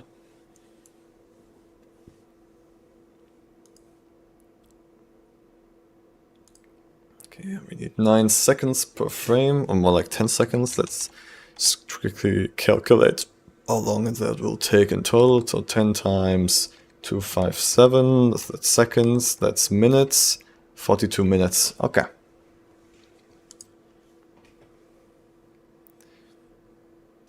Only vibes. Is this the same Judy who's in the video? Yes, yes, Miss Judy Mai.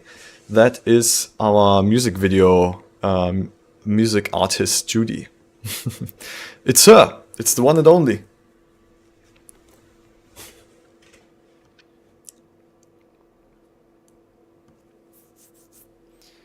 Bo, bo, bo, bo.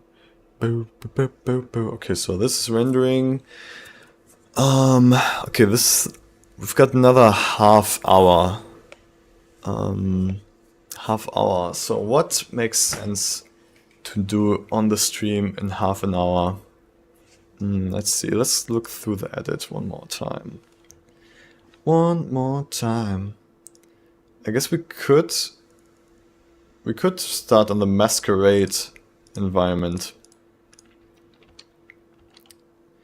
We've got burlesque. We've got the main environment. We've got the clock.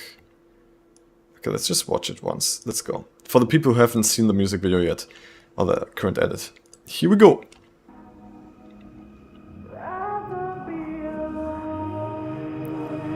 You're lying, I'm crying, manipulated. Your love was draining, but I kept on playing a stupid game that I hated. Just hate it, just hate it, just hate it, can't take it. You said our love was true, blinded by the truth. So naive to think the only one was you. I didn't mean a damn thing to you. Left me in despair, too broken to repair. Was a one-sided love, now rise above. Break it free from your cuffs, sick and tired of your bluff. I don't wanna be fooled, I don't wanna be swayed. I've had enough. Your time is up. There's no you and me, only memories, yeah. Your time is up. I'd rather be alone, be on my own. Your love is killing me. Time is up.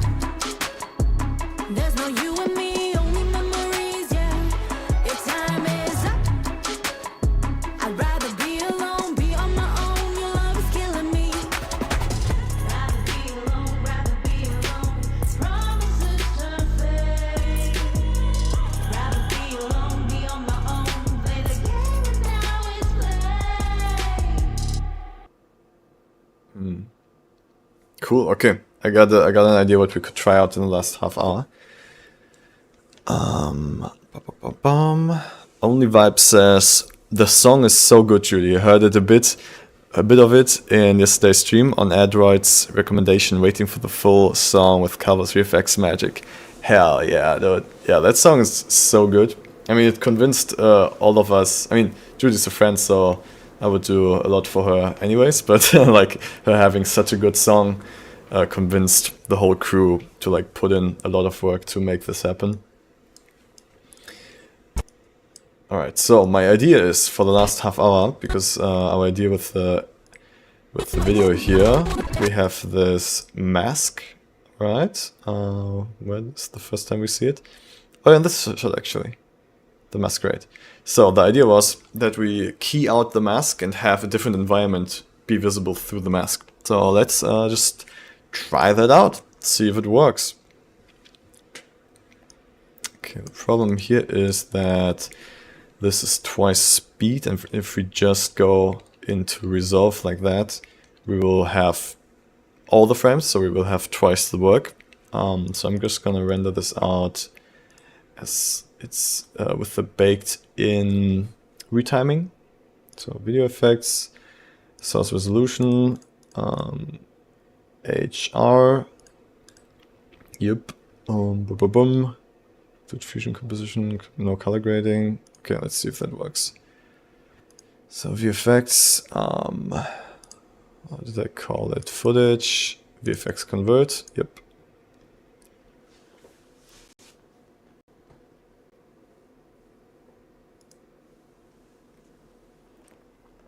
Trent says Adroid is like, work will come and go, but promotions shouldn't stop. Promotions? What do you mean? I don't get it.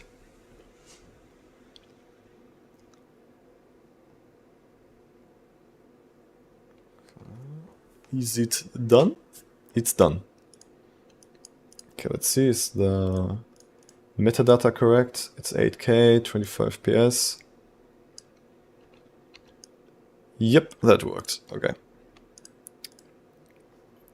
So now we can go into Fusion. Okay. So I'm gonna enable the LUT here already, the red LUT, to like have a little bit more contrast to work with, a little bit more workable image. Disable the. It's so annoying. Why is the toolbar is always there when I restart Fusion, I restart Resolve? If I turn it off, I don't want it to come back all the time. I don't need it. Trent says, I mean, whatever he likes, he starts promoting it. Kind of recommending everybody to take a look at. Oh, nice. I mean, that's so cool. I mean, I mean, that's just sharing, right? Like sharing your passion and sharing your, yeah. I mean, I'm very grateful for Adroid to like share this stream and my school with his friends. Very, very thankful for that. Okay, let's try to just use the ultra keyer. Boom. Put that on here. Yeah, I mean the color is not. I originally wanted to have a blue mask so we can like easily key it, but sadly there was no blue mask and everything was organized a little bit last minute, so we couldn't get a blue mask. So I hope this still works. Oh wait, did I have auto proxy on? Yeah, but it still was very slow. So let's just resize this to a smaller resolution, 2100. Okay, that should help us to work a little bit quicker.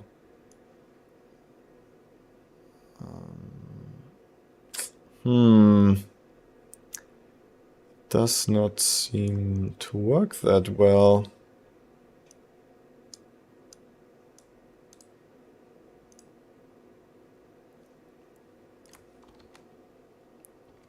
Why?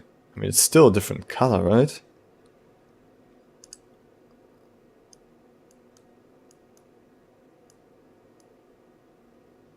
That's weird. Let's try a different keyer. key. Trachea. What kind of keys do we have in here? Let's see, effects, tools, matte, chroma key. Let's see.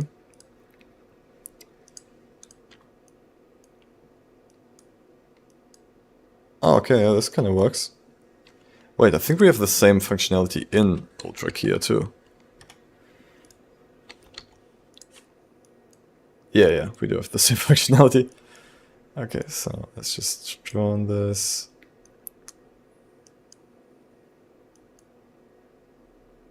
Okay, that is kind of working.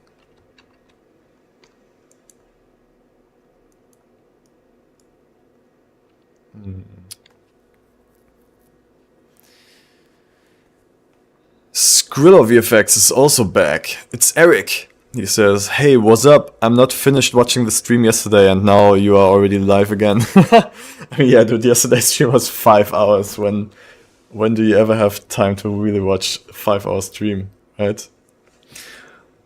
Okay, let's see. So that looks kind of usable. I just want to make it a little bit softer. Can I do that? Matte. Blur. I can blur it, but can I soften the influence a little bit?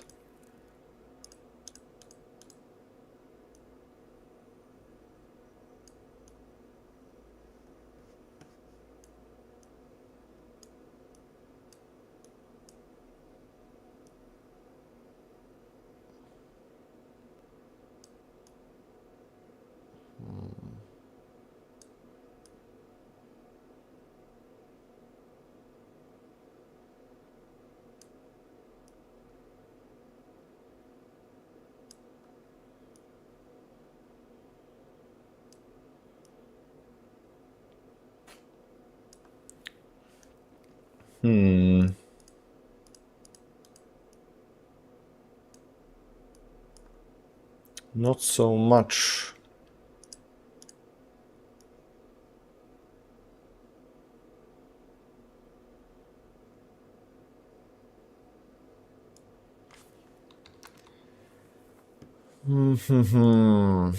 Not sure what to do.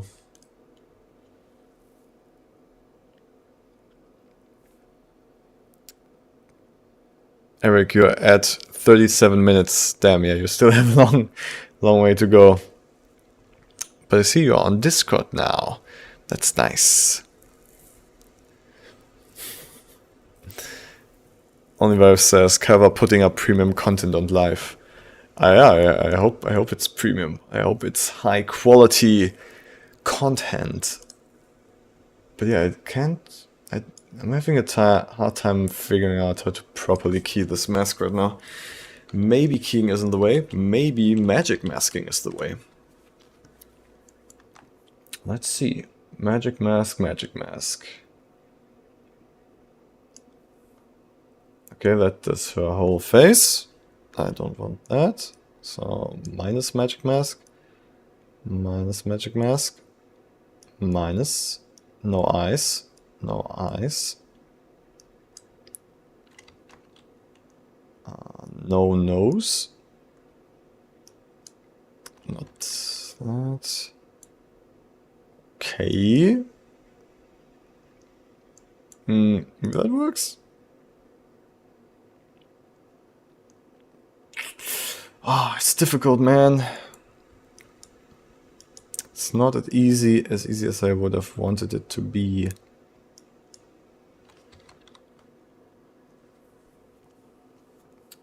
Only Vibes writes, Cover putting... Oh, no, I already said that. Do you use Ace's workflow? I sadly don't use Ace's workflow yet. I definitely want to learn it and use it, but I haven't gone to it. I haven't gotten to it yet. But it's also definitely something I want to teach at the school here. But I have a friend who uses it, and he's going to be a guest, like an interview guest, soon. and I want to ask him if he also does Houdini very well. So I want to ask him if he would like to do a Houdini workshop and Aces workshop, so everybody can learn it. Okay, let's see if this mask is good enough. Let's track it. Let's see. Okay, it kind of works. Maybe this is gonna work. Just maybe.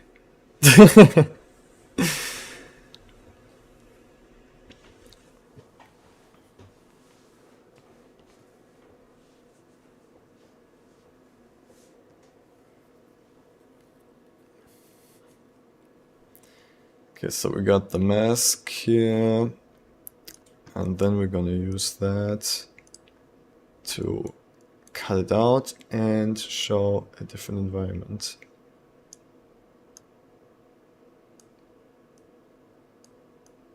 Come on. Oh, this could work well, yeah.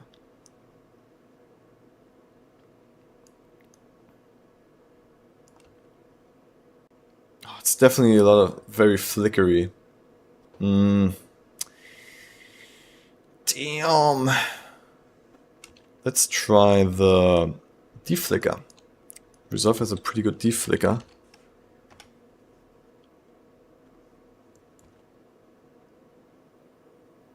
It doesn't seem to work well for this one. Nah, I don't think it. Maybe it just doesn't attach. Maybe it just doesn't do alpha. So maybe we just wait. How was it called? Channel Boolean. We copy alpha to red.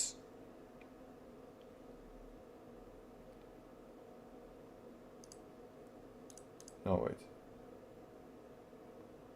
To nothing, alpha, red should be alpha? Does it work that way? It should be alpha, blue should be alpha, should be alpha. And alpha should be black. How do I get alpha to be black?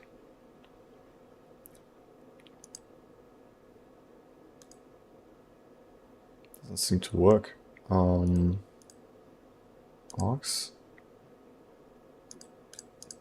I guess I just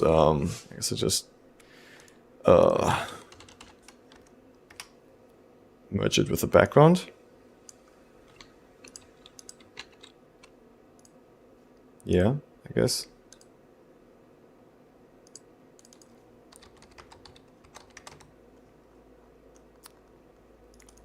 Okay, so it's pretty flickery, and if we do the deflicker now, does it work? Deflicker. Nah, still not good enough.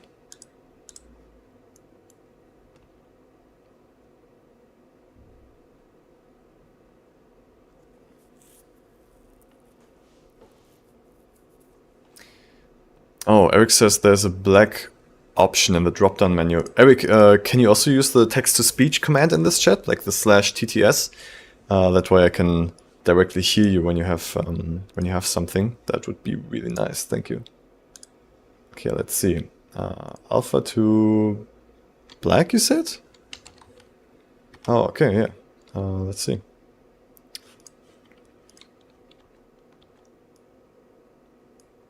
Oh, that still didn't do it. Strange. Okay. But yeah, this workflow doesn't work anyways. So I guess let's just see how it would look anyways. Even if it flickers, let's just see if it would be cool to do it. So I need a background image. Do I have...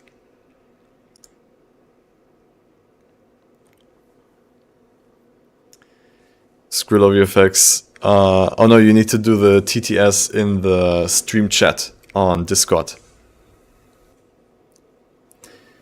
Judy Mai says, "Oh, thank you so much for the kind words. Restream bot. The song is coming out next Monday." The Restream, yeah, Restream bot is a really nice guy. She probably wanted to answer to someone else. Okay, what can we put in there?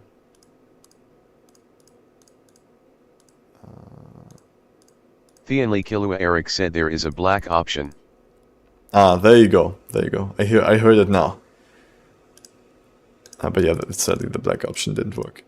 Okay, I'm just gonna put this thing in for now to test it out. So we're gonna merge these. And use the mask as a mask. Like that. Like so.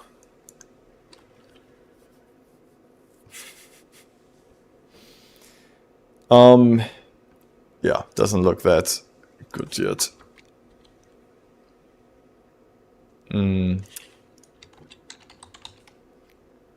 Let's play around a little bit more because I really wanna try to get this working to make this look cool. Eric said Eric is now called Eric XD.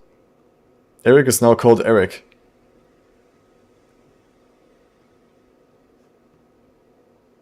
What does that mean? What does that mean?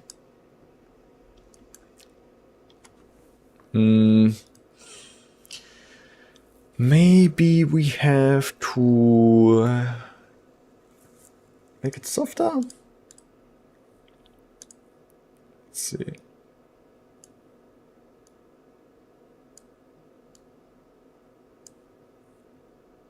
Oh, yeah, I mean, that does look better. Oh, that is kind of interesting. That's not only on the mask, but it's still interesting. Oof. A little rough.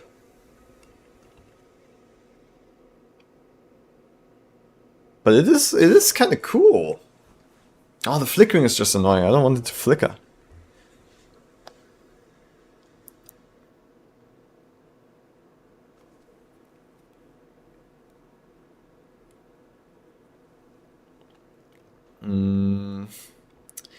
Is there another way to get a good mask? So if you, oh yeah, that's also pretty cool. If you have nodes and you want to get them out of the tree, you can just hold down shift and then drag them out, and you can also then just drag them into other places. It's pretty useful. Pretty cool.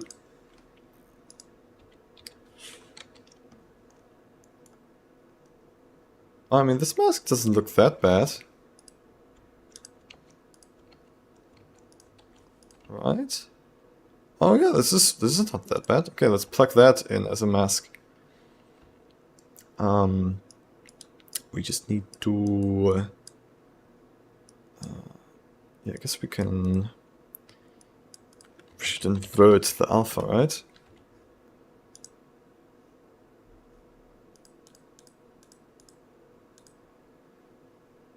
That looks weird. Do I need to multiply it? I still don't fully understand multiply alpha, what it does, but it looks correct. Oh, okay, that works. Yeah, that works.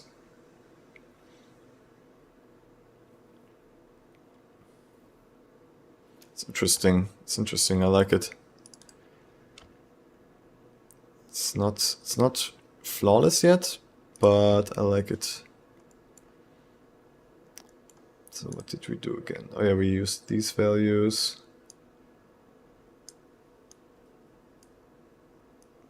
Blurring it a little bit.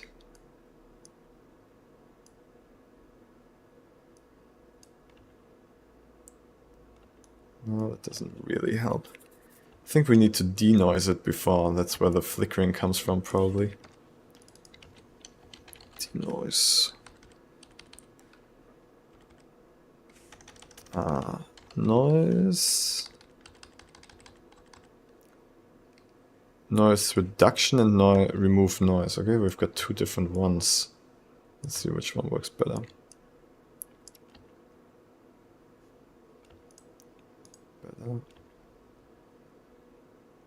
Does this one do anything?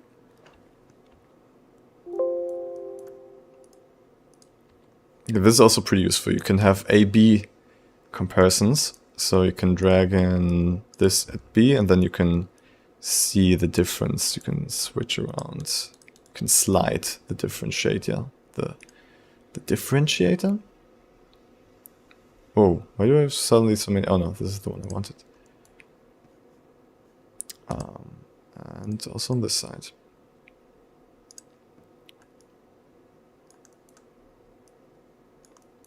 Okay, so with or without noise, do we see a difference? I don't think I see a difference. Is there a difference? I don't know. Threshold?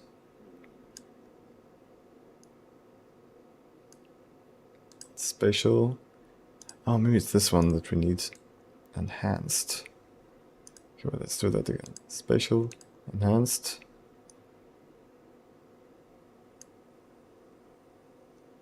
I think this definitely does something, right? Oh yeah, this definitely does something. Nice, nice. Better, enhanced. Better. Oh, okay, this does also something. Okay, maybe this is the way. Yeah. That looks pretty stable, I think.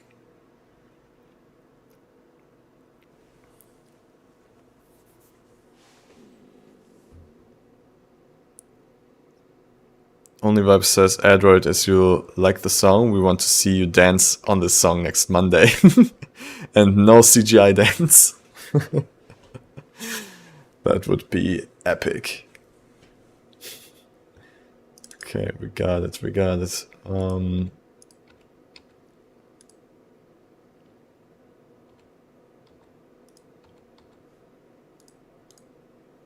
Yeah, this I think this works. It's definitely interesting. I think we can go with this. Cool. Nice, nice.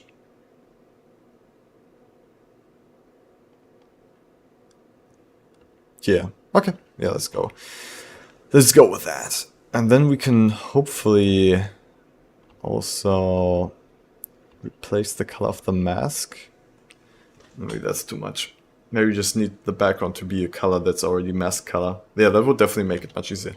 Let's try that.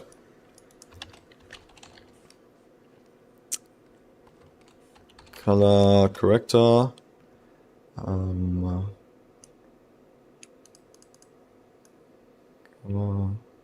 That, and then bring the color into that mask.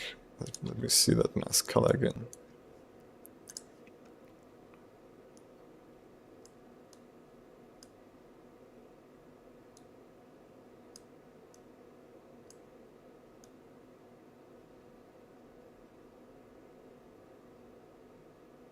Yeah, I think that's it. I think that's about it. And it definitely needs to be less bright.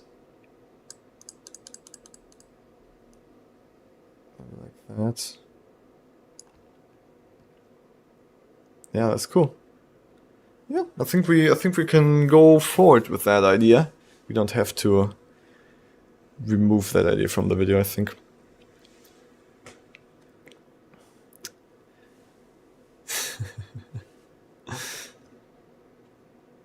Nice. Okay. How's the Blender render going? Oh, we're pretty far. Frame 174 of 257. Cool.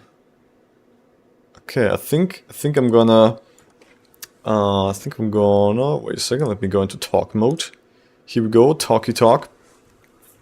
I think I'm gonna end it there for now today. Yeah, I wanted to do like 3 hours today, and it's almost time. And there's nothing really other big we can start now. So yeah, thanks everybody for joining again, and I'll see you tomorrow for another stream of this project. I sadly don't think we're gonna get done tomorrow fully, but I will continue today on my own, and tomorrow also before the stream and after the stream. So I'm gonna give it my best to finish this project tomorrow night, but I might need to work on it on Saturday too. Yeah, let's see.